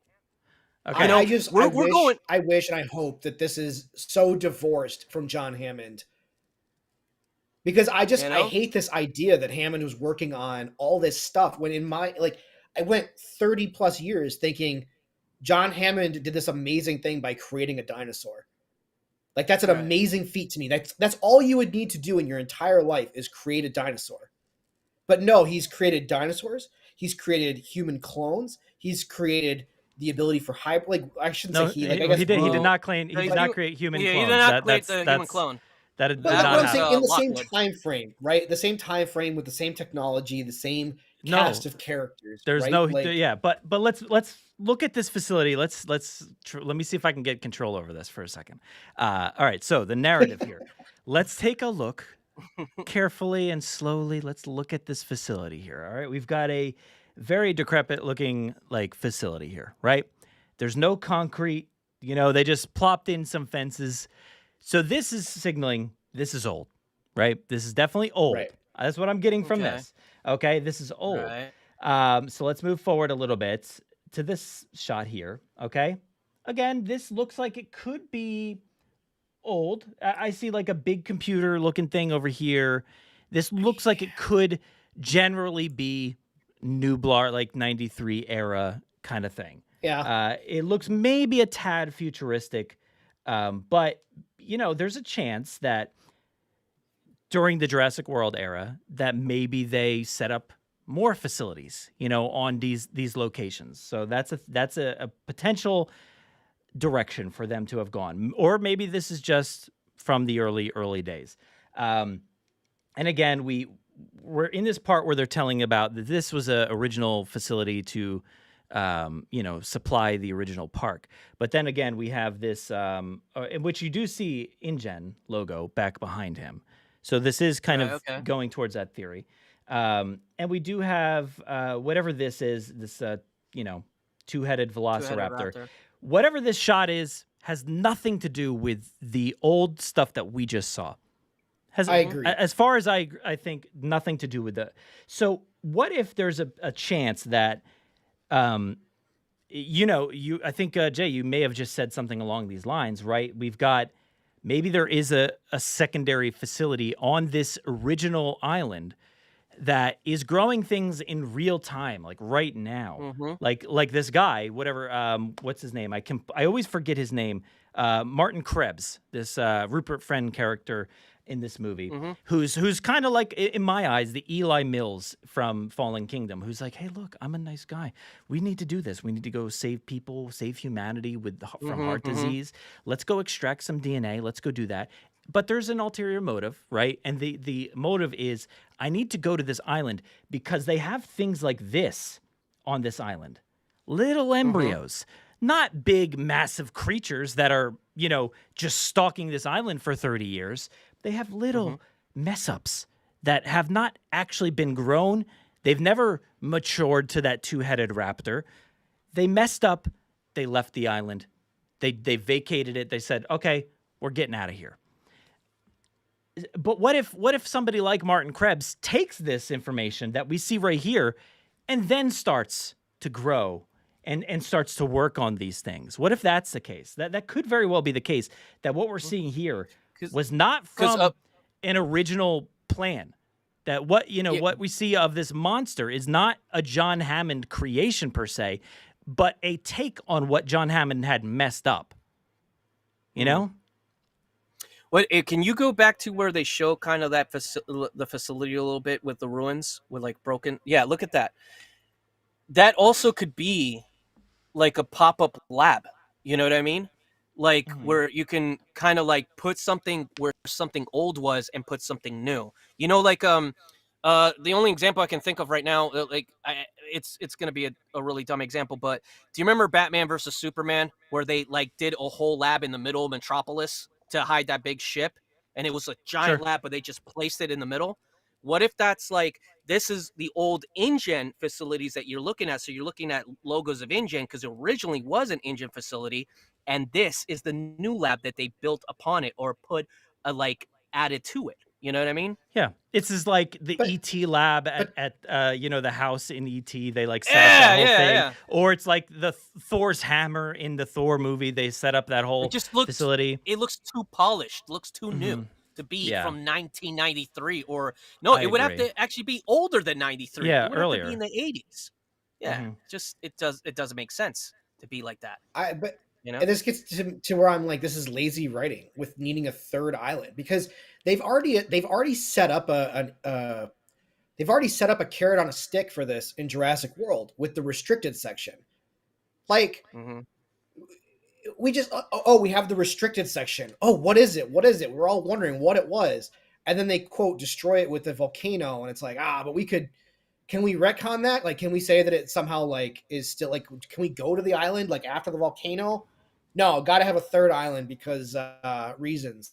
And like, look, I to mean, me, David Koepp wrote this, right? So he wrote Jurassic Park and the Lost World, and he, in his mind, I never envisioned a place where this could have happened. So maybe he's just like, let's just Site C. You know, like Site C is not an implausibility. The Lost World said, and which I know somebody had mentioned before, this is not going to be like one of the 5 deaths, but the 5 deaths were a thing that like could have potentially had dinosaurs on any of them. If you play Jurassic World Evolution, they sure do. But this could be something along those lines. And I'm perfectly okay. We were fine with 5 islands back in the Lost World, potentially having dinosaurs. So I'm okay with another one. But see, here's the thing. In the also, era of the Lost World, you have dinosaurs roaming free. So it would be only natural that an island chain would have dinosaurs living on them from Sorna. Like, we see in JP2, in the Lost World, we see pteranodons. In JP3, we see something swimming in the water attacking boats. Like, why these animals would spread out as far as they could swim, which in my mind is like, they're not going to swim to the mainland, but they can swim to the island 10 miles away, 5 miles away, or something like that. Like, orcas swim like 30 some miles a day or something crazy. Like, who's to say a Spinosaurus can't swim from Site B to some random island in the chain in a week? Like, it just, 5 deaths to me never meant 5 InGen facilities. It meant no. an island chain where dinosaurs live. Yeah. You know?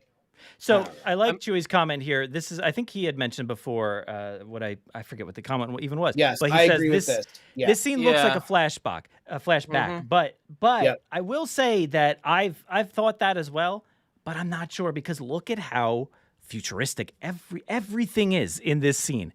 This looks like it's on a spaceship. This is not a flashback to 1993 or the 80s. This is but look how clean the InGen logo is. Look how clean the InGen logo is on the left. Yeah, and look I how agree. small. There's one look on the how head small too. this monster is. Look how small this monster is by comparison to that original shot. Like, the original shot of this thing, it's elbow to knuckles. We're like but taller also, than like, like 3 people.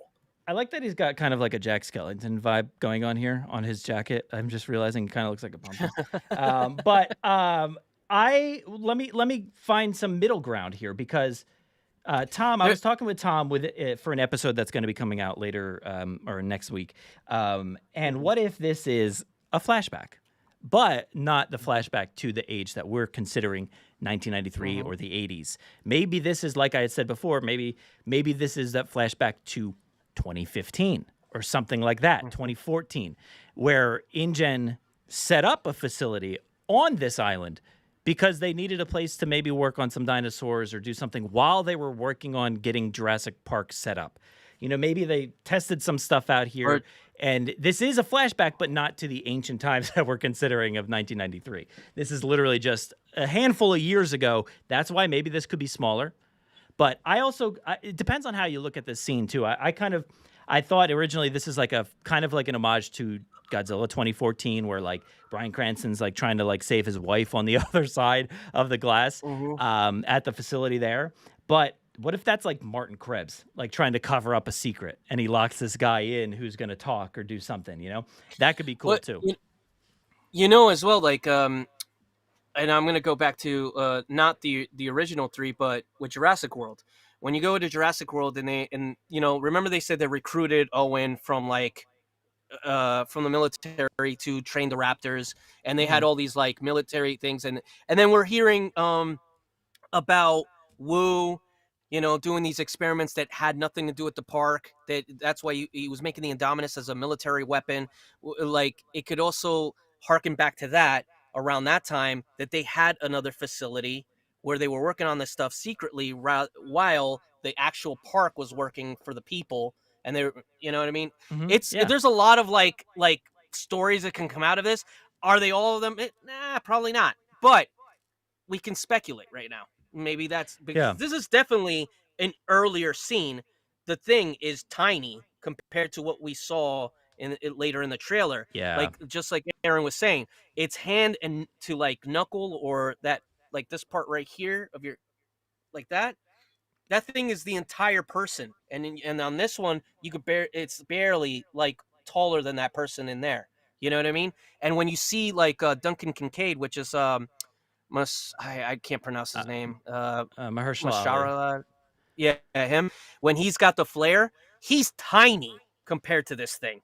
So this is definitely a flashback, but I don't think it's a flashback to 93 or the 80s. No way.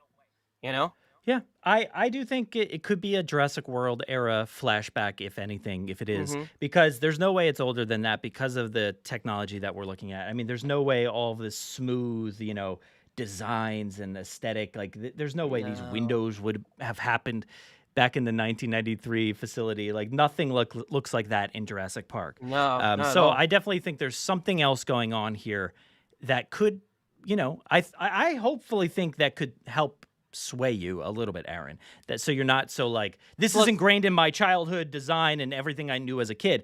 I think this could be, well, this is the newer era, and this is what happened in those years that we wanted. Like, here's the thing, there's a conversation happening in the chat that's like, oh, Aaron, you got to remember that like not just lore heads are going to see this movie, right? It's like general audiences. And I would say I would make the argument, go watch something else then.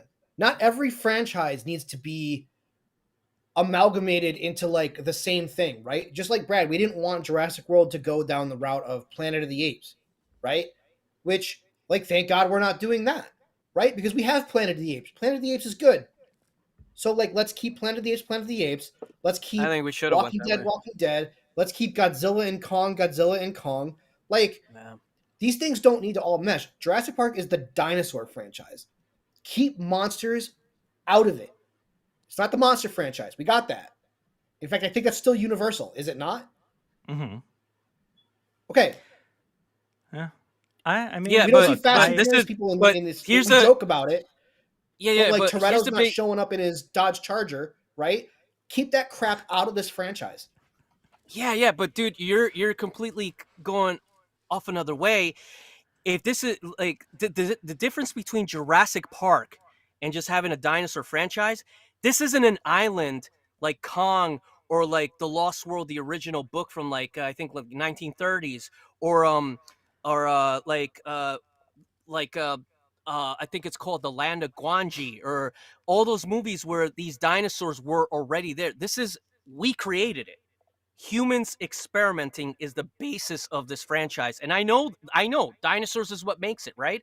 But at the very core, it's about humans experimenting with nature, and nature always coming up with the upper hand, showing them we have no control. And this is the mistake that keeps repeating all the time, because in actuality, that's what we do all the time, don't we? We keep making mistakes. How many nukes have we made? How many bombs have we done? How many things? It's human nature to keep making the same mistake over and over again. And that's why we have Malcolm as our consciousness, as our, it's the audience. Malcolm has always been the audience criticizing the mistakes and in the errors of our hubris that we always try to do to But then create these things. my retort to that is, then let's be done. Let's end this franchise at Dinosaurs. And Whoa! for the love of God, man. Hollywood, Dude, you're come just, up with something it's just, new. I Like- get it, bro. Like, I get that. That's it. But there are millions of fans that like they do want more, and I understand that. If you don't like Jurassic it, Park that's anymore. fine. What are they fans of? What are they fans of? Well, look, I think this comment Jurassic from Are Park. they fans AHQ. of monster movies? Because that's what this is. all right. It's a monster movie. It's not a dinosaur movie anymore.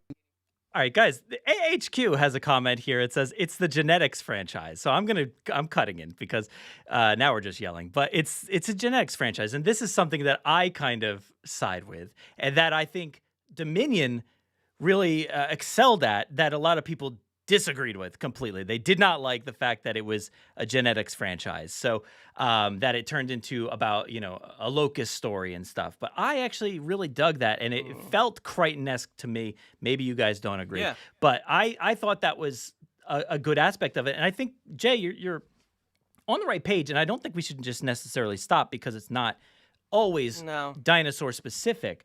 But I get it. It is a franchise that built itself upon naturalistic dinosaurs to a certain extent. But let's go back to Jurassic Park the novel, because Jurassic Park the novel had an entire debate about that the dinosaurs that Henry Wu was creating were not, they were too fast. They were too something. They were too whatever, that they couldn't put those on display. And that's what's happening here. That these dinosaurs were they were the worst of the worst, that they said in this trailer. These are the worst of the worst, and they couldn't be put on display at Jurassic Park. That is directly from Michael Crichton.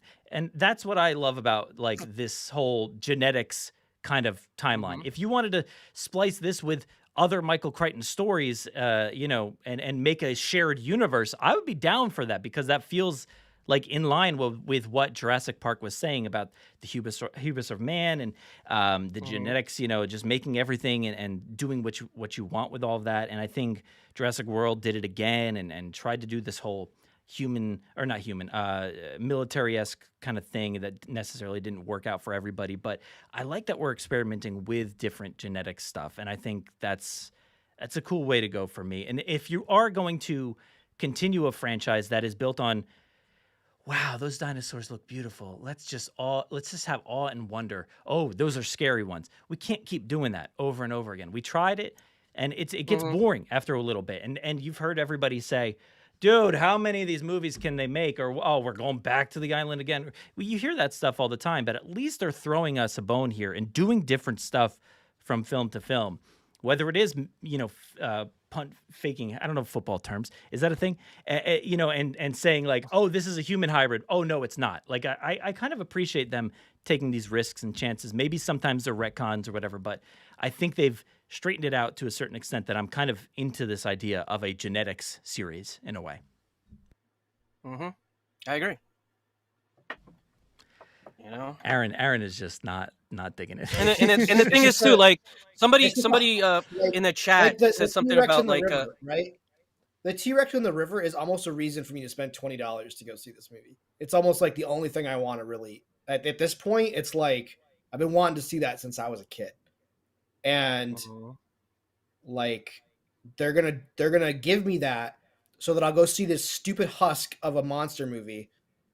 Like, dude, I'm sorry. Like, I was in the theater when Maisie got announced as like a human clone, and like legit people laughed. And I told this to Brad on a show. I was like, for the first time, legit embarrassed to be a fan of this franchise. And I was so glad that they like kind of like axed it in the next movie. And this just doubles down on the stupidness that this franchise has become. And I'm just not here for it. Like, it's fine. Like, I get it. I'm in the minority.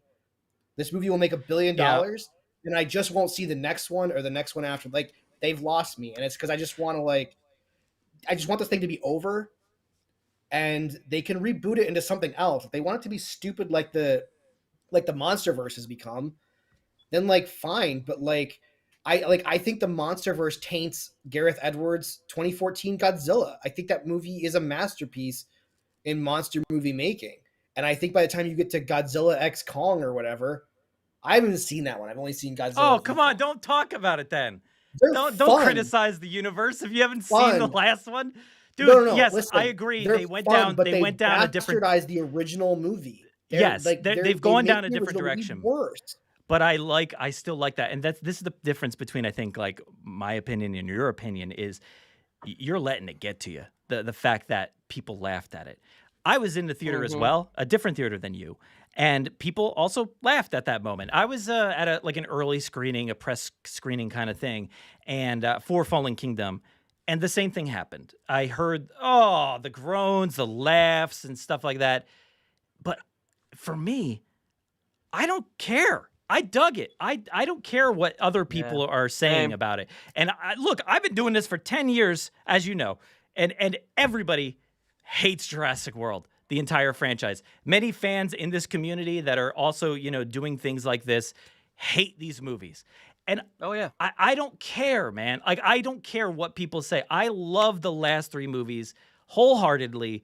I love the scores. I love the people in them. I love the CG, the bad CG, the good CG, the bad parts of this story. I groan as well, but I'm there and I love it because I love this franchise. But I understand if things don't go the direction you want them to go.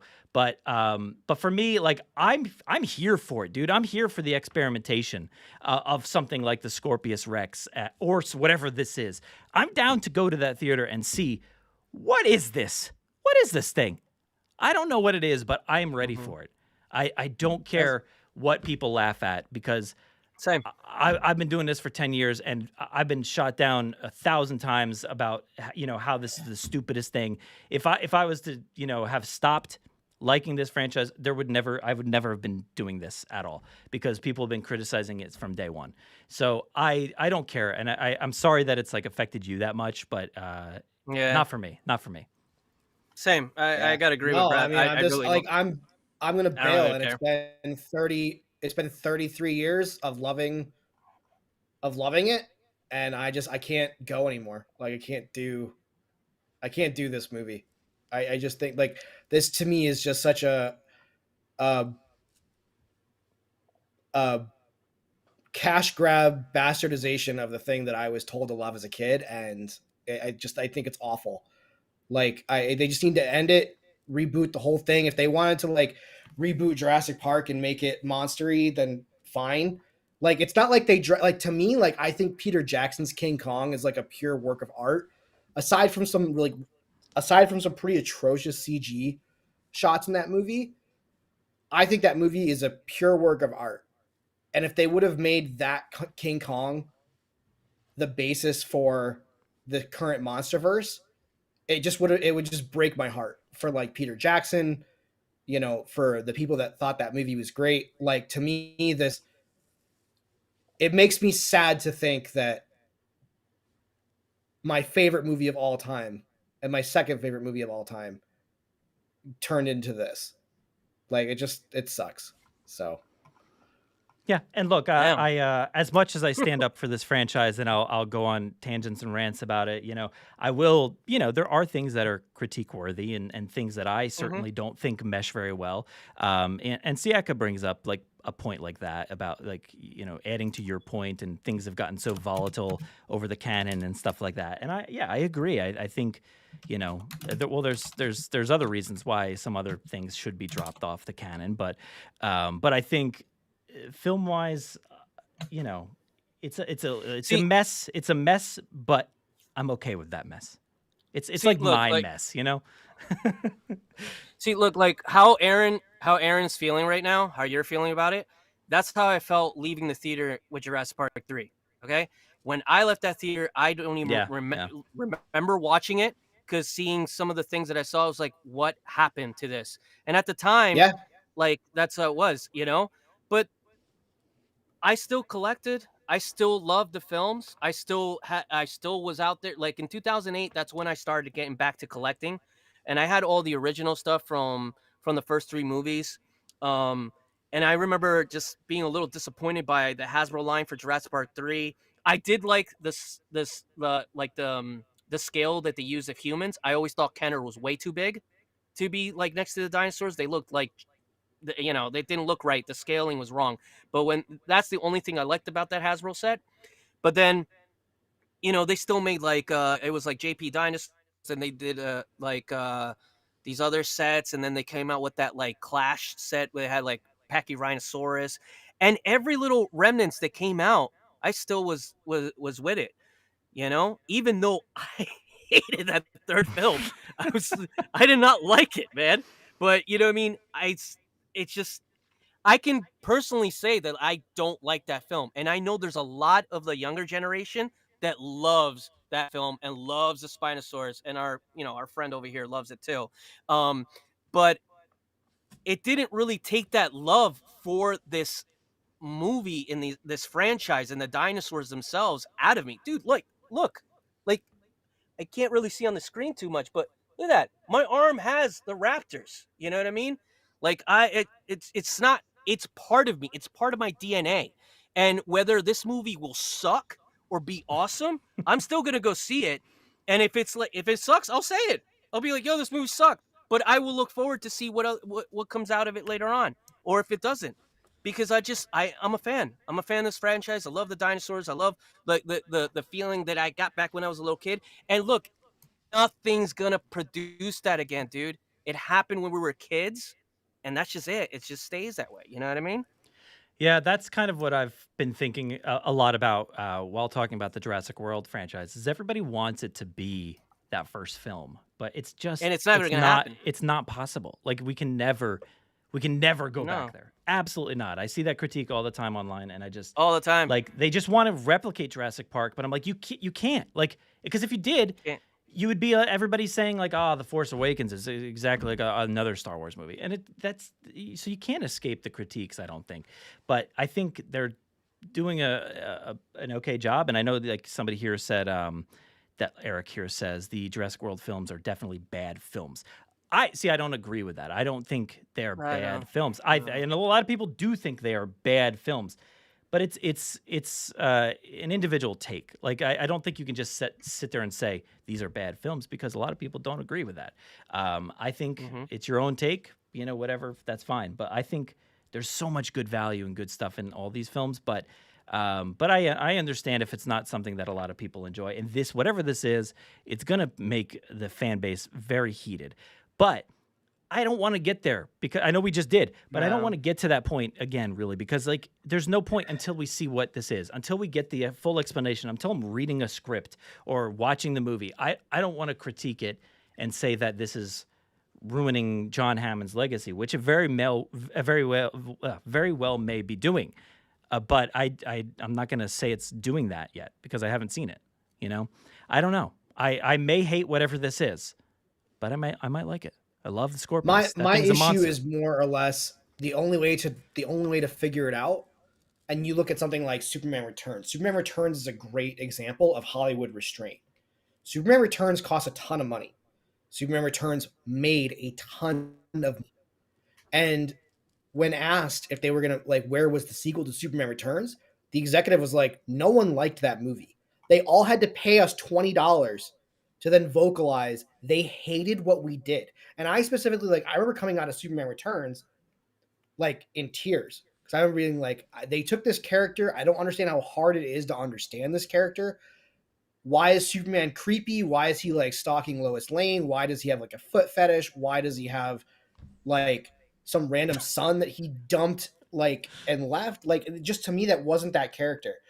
And to me, with this, and it's video games and it's movies. The only way to tell them you don't want something is to vote with your wallet and not go see product, right? Don't pay to see product, because what happens is they look at this movie's going to make $1 billion. And if it makes $1 billion and all the people that come back and they crap on it, the lesson nowadays in 2025 isn't movie made $1 billion, but people didn't like it. Lesson is movie made $1 billion, do more, right? And I think that the execs on that Superman Returns team had such the right idea of movie made a ton of money, people didn't like it, we want to have respect for our fan base, and we don't want to just keep stealing their money. I'm sorry, but we're getting to the point of you're saying this is going to make people heated. to me, this is like borderline theft. No, People so have look to here, pay $20 to see if they like it. exactly to your point. Jurassic World Dominion, it made $1 million or $1 billion. Jurassic World Dominion, right? So it got to that mark, that threshold. But guess what? A lot of people didn't like it. So they've been pivoting very clearly. Very clearly, this is a complete pivot from that. They've erased basically everything. While they're not retconning, they're pivoting in a big way. So they're doing exactly what you just said. They're pivoting. But I guess, it's just a pivot to the incorrect direction, I guess, for you. But that's exactly what this is, because they apparently have heard that people didn't like. It's like Universal's like sitting there like, hey, did you hear people didn't like Jurassic World Dominion? Oh, we should maybe go a different direction. Which This is why I'm didn't like super necessarily. curious. I'm super curious about the metrics of like something like a Camp Cretaceous and Chaos Theory, right? Because the metric somewhere says that people want this. So are they like calculating views on Netflix, which I have to imagine is like a microcosm of a general audience? I don't think they care. Major I don't think they care blockbuster about film. that at all. Because like to the point where it's like we don't even know if season 3 of Chaos Theory is like the end, or they just want to be done with those characters and move on to this rebirth. But I don't think they care about what that show's doing, because they haven't really worked it in canonically or anything. I've pitched ideas about how incredible a sequel series would have been with these characters and aging characters up and mixing the whole franchise together. But we've pivoted and we've gone this way because people didn't care for the original one. So I think whatever this is an attempt to get those people back. And they've talked about that so much in every article that's been released is like, yo, we're really trying to go back to those Jurassic Park vibes. This is dark, it's scary, whatever. They're really, really trying to capture people like you again, which is so Yeah, but the thing is, funny. you know what? Alien Romulus had Jurassic Park vibes, but you know what? They're not slapping a Jurassic Park logo on the front of that film. Like, vibes is different than what a franchise is. Jurassic Park has horror vibes. It's not called Horror the Movie. It's called Jurassic Park. Which Like, I saw there was a man. point in the Vanity Fair article. I think they had said something about like that Jurassic Park is like secretly a horror movie. And I was like, I don't really think so. I don't think that's the case. So I don't know if they've misread this a little bit, but like Jurassic Park is like a sci-fi adventure movie with elements of horror sprinkled in. That's the way I've always seen it. It's like a suspense thriller, right? And like, Yeah. I think that gets sometimes like mashed in with horror. I don't know. Yeah, but I'm willing to sit there in the theater and see what the heck this thing is about, because I don't know, and I'm willing to give it the benefit of the doubt. And like I said, there are ways for this story to go to kind of explain things in a better way. And I hope it works for you, man. I really do. It makes me sad because we've talked for so many years about how great this franchise is, and I don't want it to stop there. No, it makes look, like I'm like tearing up. It makes me sad. Like, this is like literally, I hate this. And I'm like so sad. I feel voiceless. Like, I'm like such a minority in the fandom. And I'm not trying to gang up on you in any way. I feel like I love this. Look, and this is not look, if anybody's a fan of this, it's fine. But like, I feel like I loved this thing that no one else gave two craps about growing up, because we didn't have the internet, right? Like, didn't know who you guys were, right? And we all grew up around the same time. But like, to me, this was my thing. Everyone loved Star Wars. Everyone loved, I don't know, all these other dumb things that kids love. This was my thing. And then I feel like it was like the hot topicization of Jurassic Park was like around Jurassic World. And it was like, I hate being a gatekeeper, and I hate the idea of telling like people like, you're wrong, but like legit, I'm to that point. I'm 40. I don't care anymore. I'm picking up my toys. You guys don't play right anymore. I'm going home. Like, that's how I feel. And like, I'm too old to like care, I don't know. All right. But you see, that's the thing though. You do though.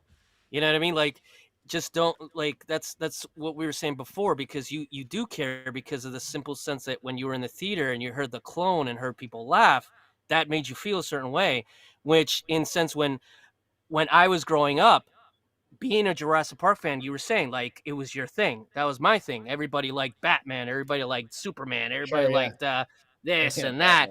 And I said I was a Jurassic Park fan, and people were like, oh yeah, I've seen that movie. Whatever. You're a fan of that? It was not the cool thing.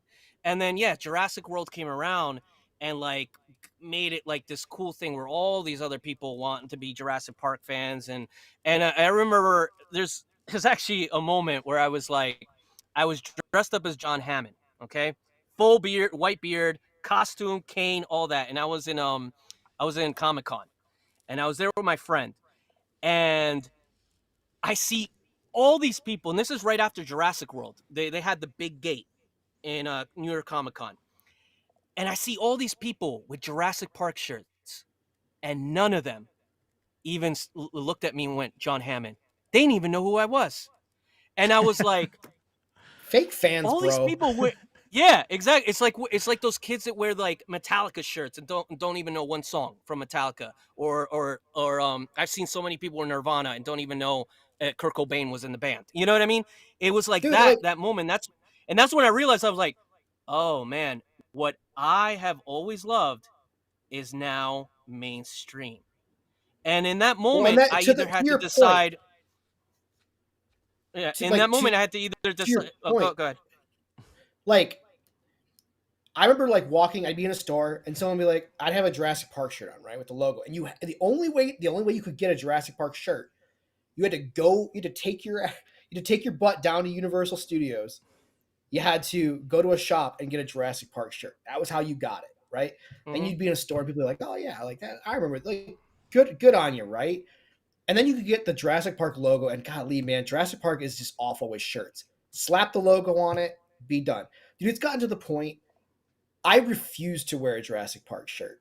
I'll wear my Japanese Jurassic Park shirt. I'll wear my Lost World shirt, but I'll be damned if I'm going to wear a Jurassic Park shirt anymore. Like, dude, I wear one every day. Every day. I'm known as the dinosaur Jurassic Park guy at my tattoo shop. That I'm always wearing a Jurassic Park shirt. Always, dude. If it's not some offshoot of that original logo, I'm over it. I always have one, man.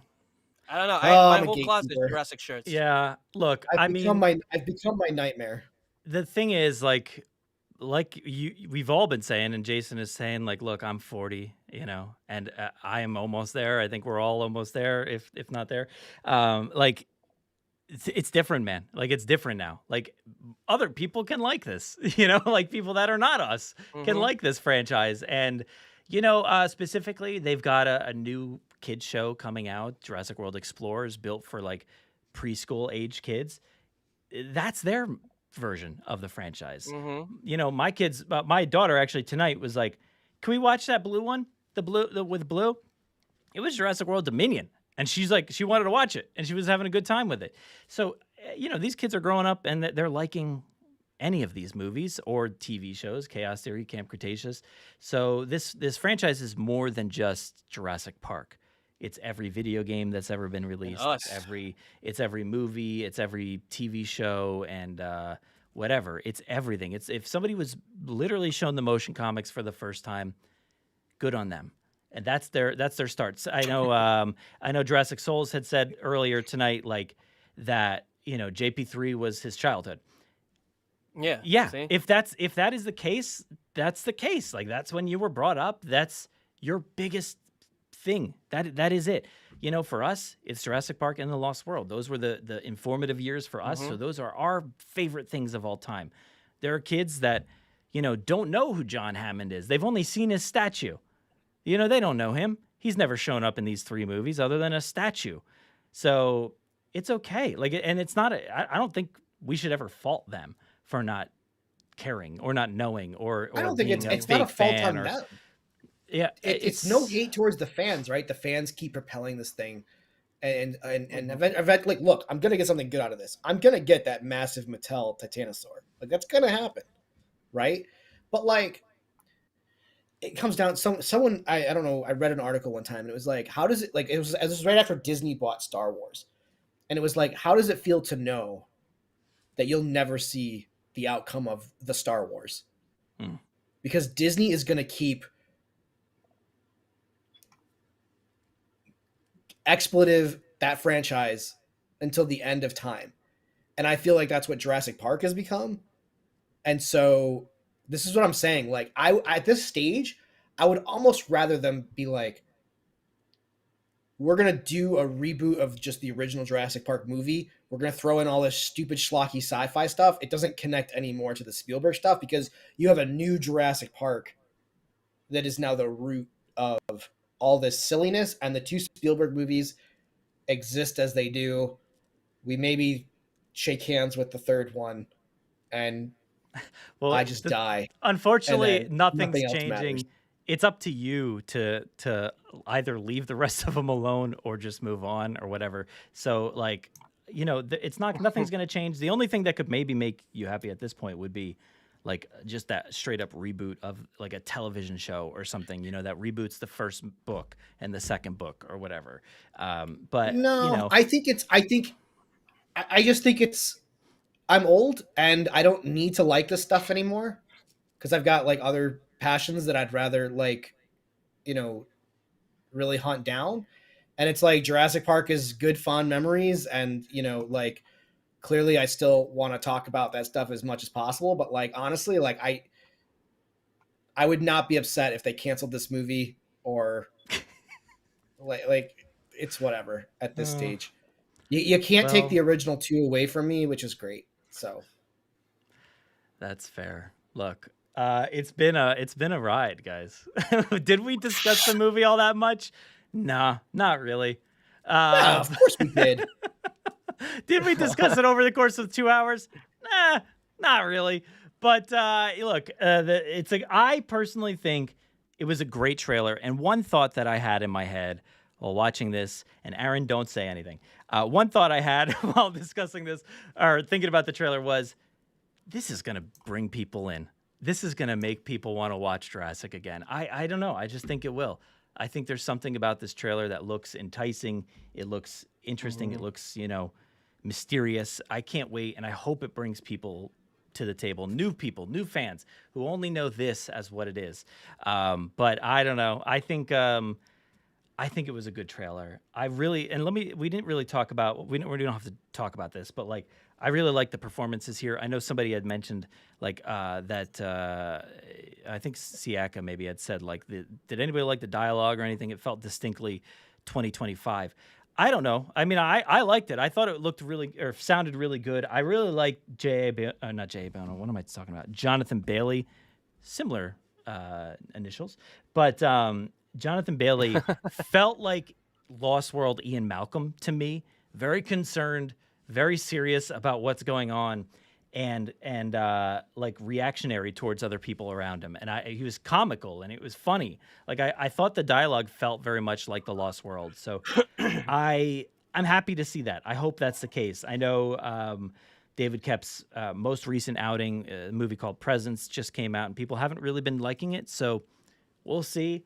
But I'm hoping, you know, his work with Steven Spielberg was able to recapture some of those vibes from The Lost World, because that's the sense that I'm getting from this. I felt like it was really Jurassic in its way. So that's just me. I do have one question. We didn't touch on this. I saw someone point out the skeleton at the beginning. Mm-hmm. Do we think that's the original Rex dead?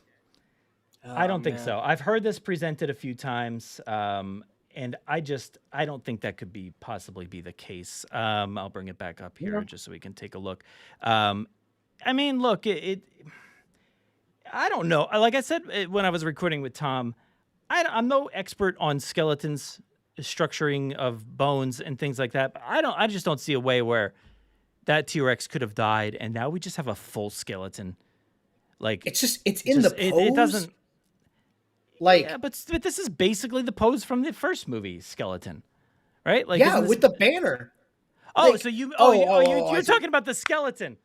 Okay. I'm saying this skeleton is in the pose of the final roar with the banner. Yeah. And to me, this is like they're like doing some kind of like exhibit at a museum of like, this is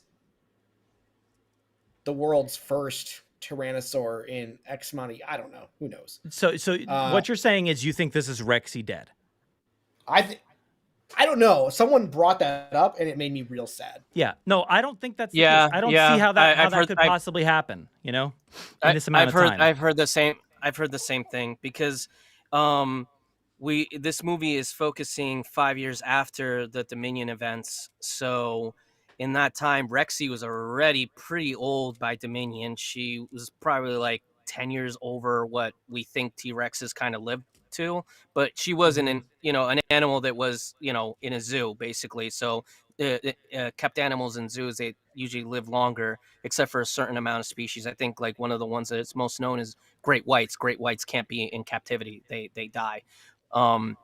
So somebody said that somewhere, and it is like Aaron's saying, it is the same pose. It's got the banner. It's almost like hinting, or maybe they might say it in the film, like, oh, these, and there is somewhere, I think in the article that they said that some of these are the first InGen dinosaurs or something like that, the exhibit. So that could be Rexy, and if it is, just like Aaron said, it made my heart sink, like when I saw that. Because since we started doing the podcast, I said that this dinosaur was the reason I fell in love with dinosaurs, and just just knowing that she was old, dude. I knew she was gonna go, but just seeing her pose like that, I'm like, that just skeeves me out a little bit. That's if there's one thing that I don't like, other than everything else, is that image is just kind of ow to me. I think it's just generic fossil T-Rex. You think that's what I'm going with. Yeah. But there, in that article from Vanity Fair, they did mention that Jonathan Bailey's character, he's a paleontologist, and he does have some connection with Dr. Grant. So they did say that there was something. So when you say like, oh, she's in the pose, she's striking the pose, I'm like, well, how do they know about the pose? Like who told us? That's true. Like, there's no photo of the pose. It's not like somebody was like, let me take a picture of that before I get eaten. It struck that pose twice, as far as we know. But if there is a tie, and Dr. Grant's like, I know exactly how that posed. And he's sitting there in this exhibit, like a little to the left. Yep, there we go. That's it. That's what I saw. But he would have been running out the door anyway, This I don't franchise know. does things like that, where like people came out of Fallen Kingdom like, oh, I cried when the Brachiosaur died. And I was like, really? Like, oh, because we said it's the same Brachiosaur, and it's like, okay. But like, that's if they say it in the movie, if they have Dr. Henry Loomis say, you know what, this is the original one. Did you know that? And then it's like, oof, like that's gonna hit hard. I don't want it to be said on social media. That's the only thing. I just don't want them to be like, this is the Spinosaurus from Jurassic Park 3. Like, that's the one I don't, we can't agree with that. That cannot be canonical. So it has to be said in the movie. The pose that it has right there, that's not the original pose that it had in the Visitor Center. The Visitor Center pose actually has its leg up going onto the Alamosaurus. Yeah, no, it has it on the rock, but it has the other foot coming up like it's attacking the sauropod. I think it's an Alamosaurus was the dinosaur that they had in the Visitor Center, and they had the T-Rex. The T-Rex is like kind of like the Alamosaurus is right here, the T-Rex's mouth is right there, and the leg is up like it's about to pose its leg on the back of the dinosaur. So that is definitely Rexy's pose. Yeah, right. That's what I'm saying. I'm saying, like, I bet if right now, if Brad were to be so good and Google T-Rex pose Jurassic Park, you'll see I bet pose. I bet you'll see that almost exact pose. It's just flipped. I would, but It's I'm just not flipped. in Google. It's it's YouTube. How dare you? Yeah, it's just flipped. It's the other way around. Like when we see it in the movie, it's the other way that she's posing. Yeah. Was it? But I don't think this. I just think this is generic, whatever. But maybe she is dead. Maybe she is dead, and like AHQ says, like maybe it's just some museum connection here with Dr. Grant. Maybe there's like how like Mr. DNA is part of like Jurassic Park or Jurassic World. Showcasing the dinosaurs that are available in that park. Maybe Dr. Grant is like the audio tour through this museum, or like maybe there's like little blurbs from him under each dinosaur on like a little plaque, and it says like, oh, Dr. Grant's remembered, that this dinosaur here couldn't see you if you didn't move, so I could see stuff like that, I guess, but yeah, I think it's just generic dinosaur number one. I hope Guess so, we'll man. find out. And that shit, that's so sad. I was just like, oh my god, really? Yeah, That's it. That's her. Oh, but also it's due to a this- rumor though. It's a rumor, so I don't know. There's no there's fact no. to it. So due to this photo here, we know that like they've said that dinosaurs are no longer popular with humans, or nobody cares about dinosaurs anymore, which is the exact same premise from Jurassic World. Is that bother you at all? Why do they keep trying to pitch that as some idea? Why, I'm not really sure, because I think, I don't necessarily think about a cheetah all the time, and there's certainly not cheetahs all around me. But when I was in Africa and I was sitting on my porch of my like tent for my honeymoon, and there was a cheetah walking up next to me or whatever it was, I was very concerned with that cheetah. Like I was terrified. So I went in my tent and I'm like, this tent's not going to help me. Yeah, that's such that's such a real premise. I don't care about white-tailed deer, and they're everywhere. But like when I went camping and one walked up to me and ate off my plate, I was like, yo, that's a dope white-tailed deer. Like the most common animal in the United States. Thing. Yeah. What's going on in the painting back there? I don't know. I think this is just like angels. So I imagine that this is supposed to be like, I think it was filmed in the UK. It's some museum, but I imagine this is just a sub for like New York. I think Tom had said something about that as well. So I think it's just supposed to be like the American Museum of Natural History or something like that, which it definitely doesn't look like that, but whatever. I think it's a museum that probably doesn't have a dinosaur exhibit, and this is a traveling exhibit. And that's why it doesn't really have a background where there is like dinosaurs. You know how they have traveling exhibits that go through the United States or the world, and they just set up shop in whatever museum? That's why you don't have like a background, because when you go to a museum that has like dinosaurs, and the backgrounds usually have like the dinosaur like fleshed out and like, Yeah. Oh, Jay, did you ever get to go to New York to see the Titanosaur that was there? I don't know if it's still there or not. I have no idea. Did you ever get to see that, Jay? Oh yeah. I have a video of it, and it took me like, I think it was like between 5 to 10 minutes to go from one side to the other. Yeah, I know, right? Like I recorded from the top of the head all the way down to the tail. It was incredible. They couldn't even cool. fit it in the hall. It was that big, It was no, it was man, the head popping out. That's why I'm like, dude, there's like, go ahead, Aaron. I think it's Chicago. It might be Chicago. One of the airports I frequent has a brachiosaur in like the terminal. Oh, that's so cool. It's the coolest. It's so cool to be like getting off your plane and walking, and you just see this like towering brachiosaur.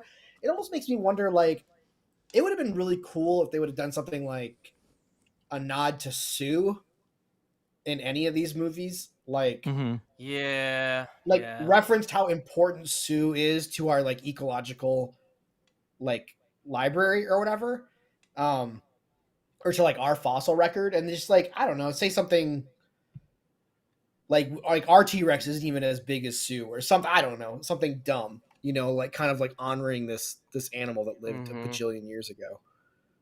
We see Triceratops back there.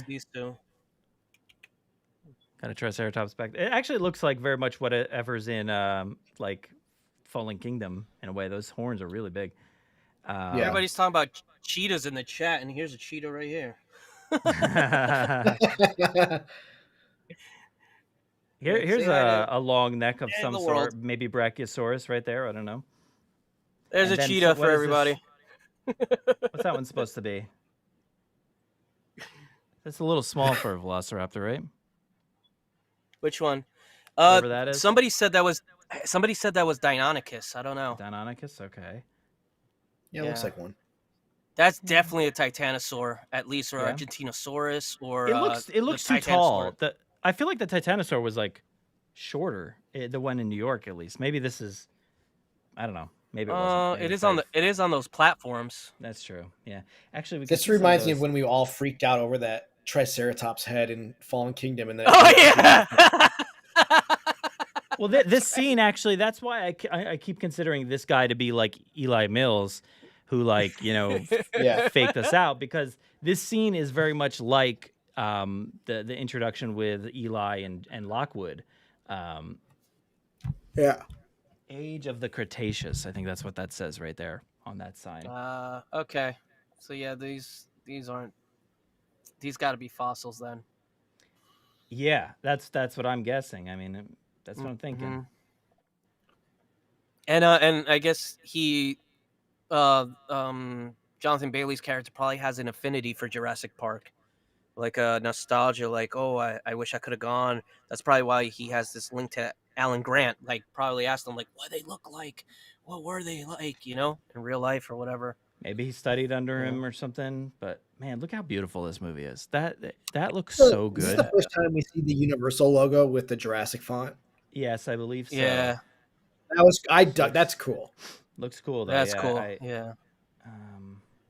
There's a Triceratops behind him. That does look pretty cool. That it looks like the one from Fallen Kingdom or whatever that was. I don't know if it was Triceratops or not, but it looked like there's two types of Triceratops. There's one that's called Triceratops horridus, and there's another one. There's two different types because of the plate, the head plate on the back. One of them has like spikes, and the other one just is kind of smooth. So there's two different like subspecies, and that one looked like the one with the smooth frill. There it is, frill, not plate. Yeah, I like this scene because this scene reminds me of the deleted scene from Lost World with Roland in I think it was like Mombasa or somewhere in Africa. Remember where they get into the fight? Yeah. I don't know. It kind of reminds me of that, like all the mercenaries just hanging out. You know, as long as he's not cheating at cards here, yeah. But is there a way to watch that movie?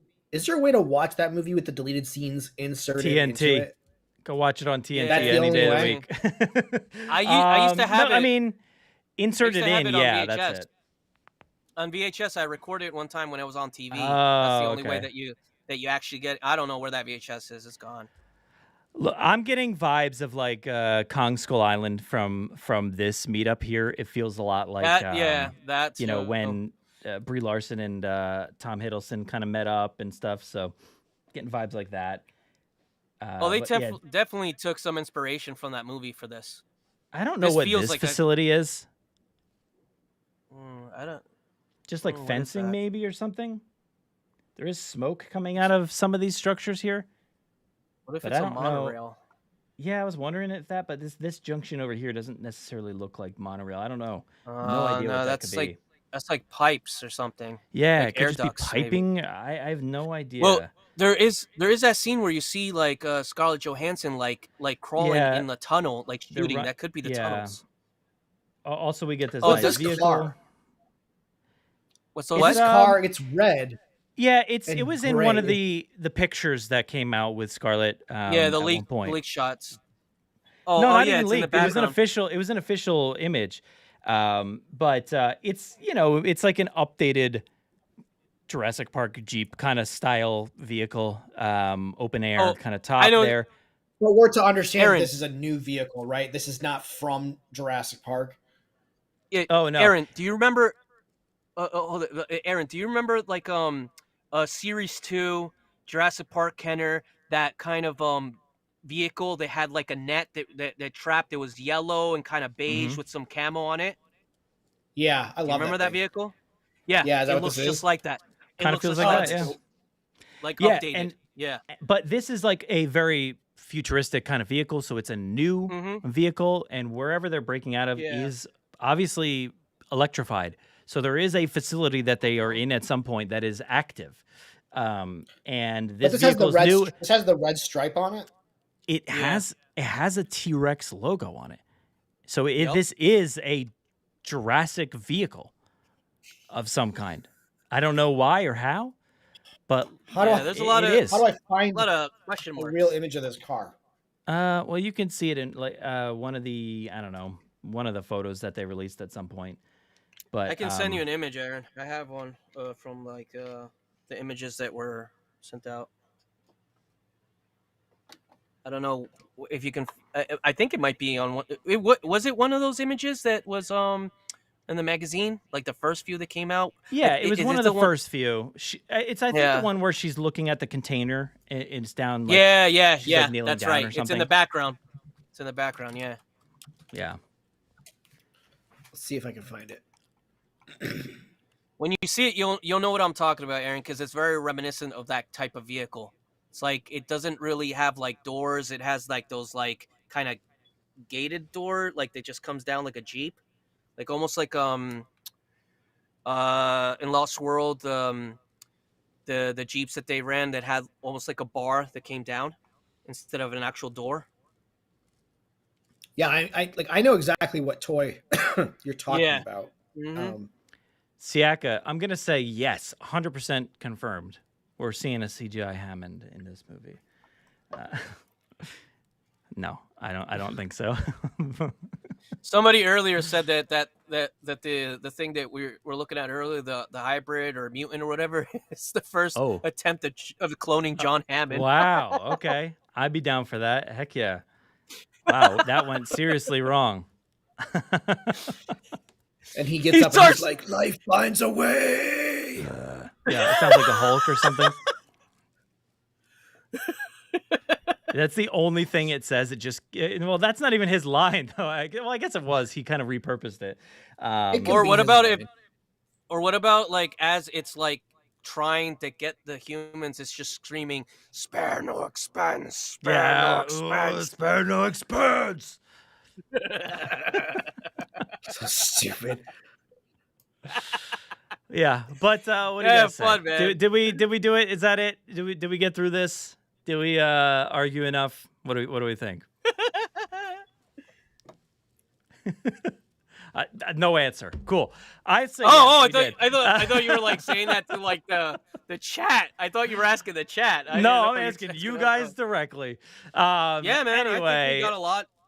I think we did man. it. We said a lot. Hey, I don't want to be argumentative. I hope y'all have fun being excited for this over the next 6 months.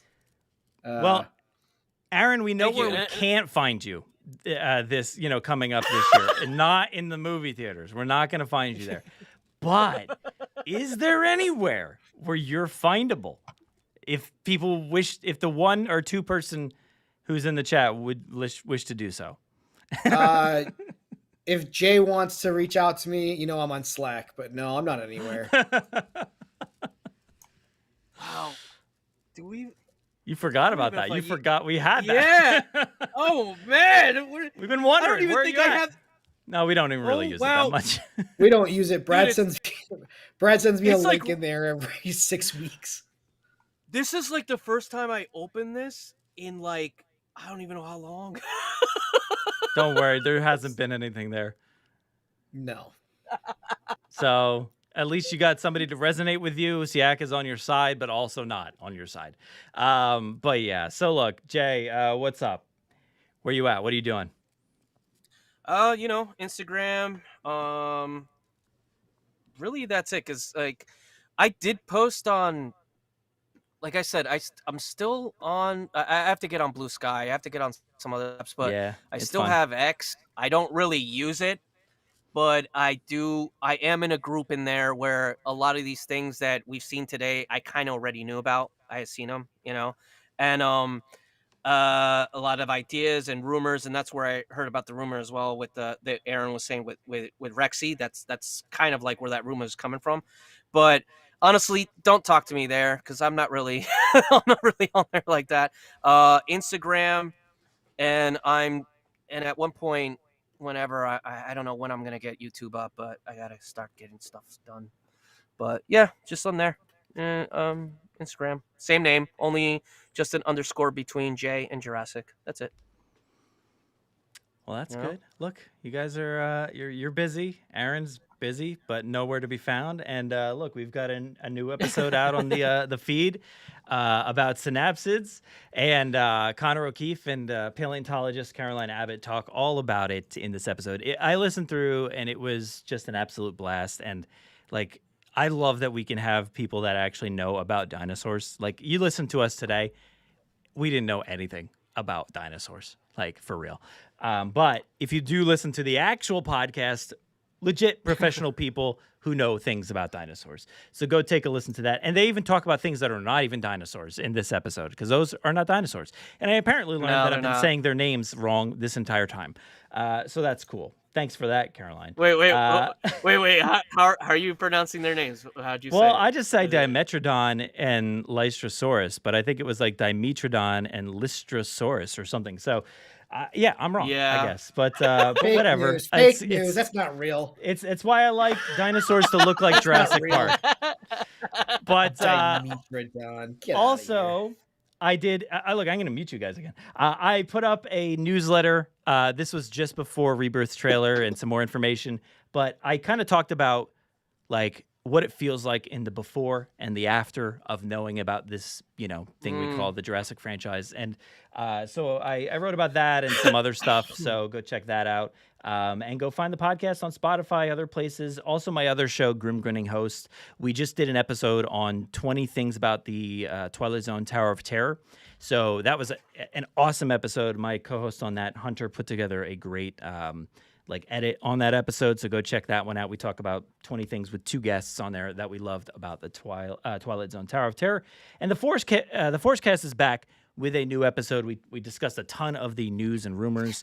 So if you want to hear more Rancor discussion, go check out the Forcecast, because that's where I'll be discussing aliens and Rancors. Probably won't discuss them too much more over here. But look, guys, we had a time tonight. That was certainly a recording that we did. We did it, and we recorded, and we streamed all together at the same time. So I appreciate you guys being here with me tonight, no matter how contentious it was. And Aaron, it's been fun, man. I don't mean to be contentious. This is the last one. I appreciate it, man. We had a good run. Oh yeah, I guess because there's stuff we don't talk about anymore, right? We had a great run. We had a good run, Brad. It was fun, man. Appreciate you reaching out all those years ago. Thanks for everything. Yeah. And Peace. In another lifetime, my friend. We'll see each other. You're invited. You're invited to my funeral, and vice versa. I hope, and that'll be. I'll ask you in either heaven or hell or in between if you want to watch Jurassic movies with me in the future when we die and they're continuing this franchise. I know what the answer is going to be, but I'll ask you anyway. Hell will be this trailer on repeat. Just the Jaye, monster shots on repeat. Jaye, promotion? What do you think? You wanna come on the show more? What do you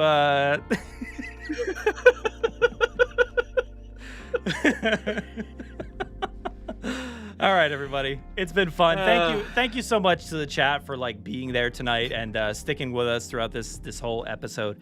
And like I said, yes, Jedi Jarvo, myself and Tom will be talking about this on Monday. So stay tuned to Monday's episode, and you'll hear all about that. Tom's always really insightful about this stuff. So, but yeah, go check that out. And thank you everybody for just being here tonight. There was a lot of you in here, a lot of people talking. So I apologize if we didn't catch up with each and every comment, but I really do appreciate it. And I know there was another super chat. I did forget to shout that out.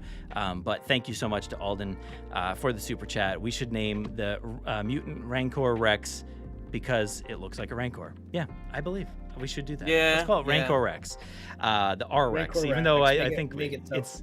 What is it being called? The D-Rex or something like that again. So, I've been calling it the Abomination. Oh yeah, Abomination. I just watched Hulk the other day, and Abomination's in there, and so it looked pretty similar. But thank you to everybody in the chat room tonight. You've been awesome. It's been a long one, so if anybody's rewatching this, appreciate you doing that. It's been fun. So hopefully we'll see everybody that was here tonight in another episode, in another stream. We do this every Wednesday night. Usually I'm by myself, but sometimes we get, people like Jaye and Aaron on the stream. So at least Jaye from in the future. We'll see if Aaron's gonna, just Aaron, say goodnight. come back! If that's it, that might be it for him. We don't know. He might never watch a Jurassic movie, but appreciate you being here. It's a franchise killer, but we'll see. We'll find out in July. I don't know. I don't think so. I don't think so. You guys are all going to have a lot more years of Jurassic movies to look forward to. And also, shout out to the OG. I'm going to miss you. I miss you so much. I really wish you were still here with us. And I'm just bummed that you did not survive into this movie wherever you may be. I miss you so much. Well, Bye. Oh, he's still talking. What's up? I mean, can I just shout out the real research facility then? Like, I missed. No, you I'm too. going to shout out the Real one before research that. facility. This one that also had a lab on it. Fair enough. All right. All right, Touche. everybody. Touche, sir. Good All right, night. love you guys. Oh, look at that. That's cool. Have a good night, everybody. Good night, guys.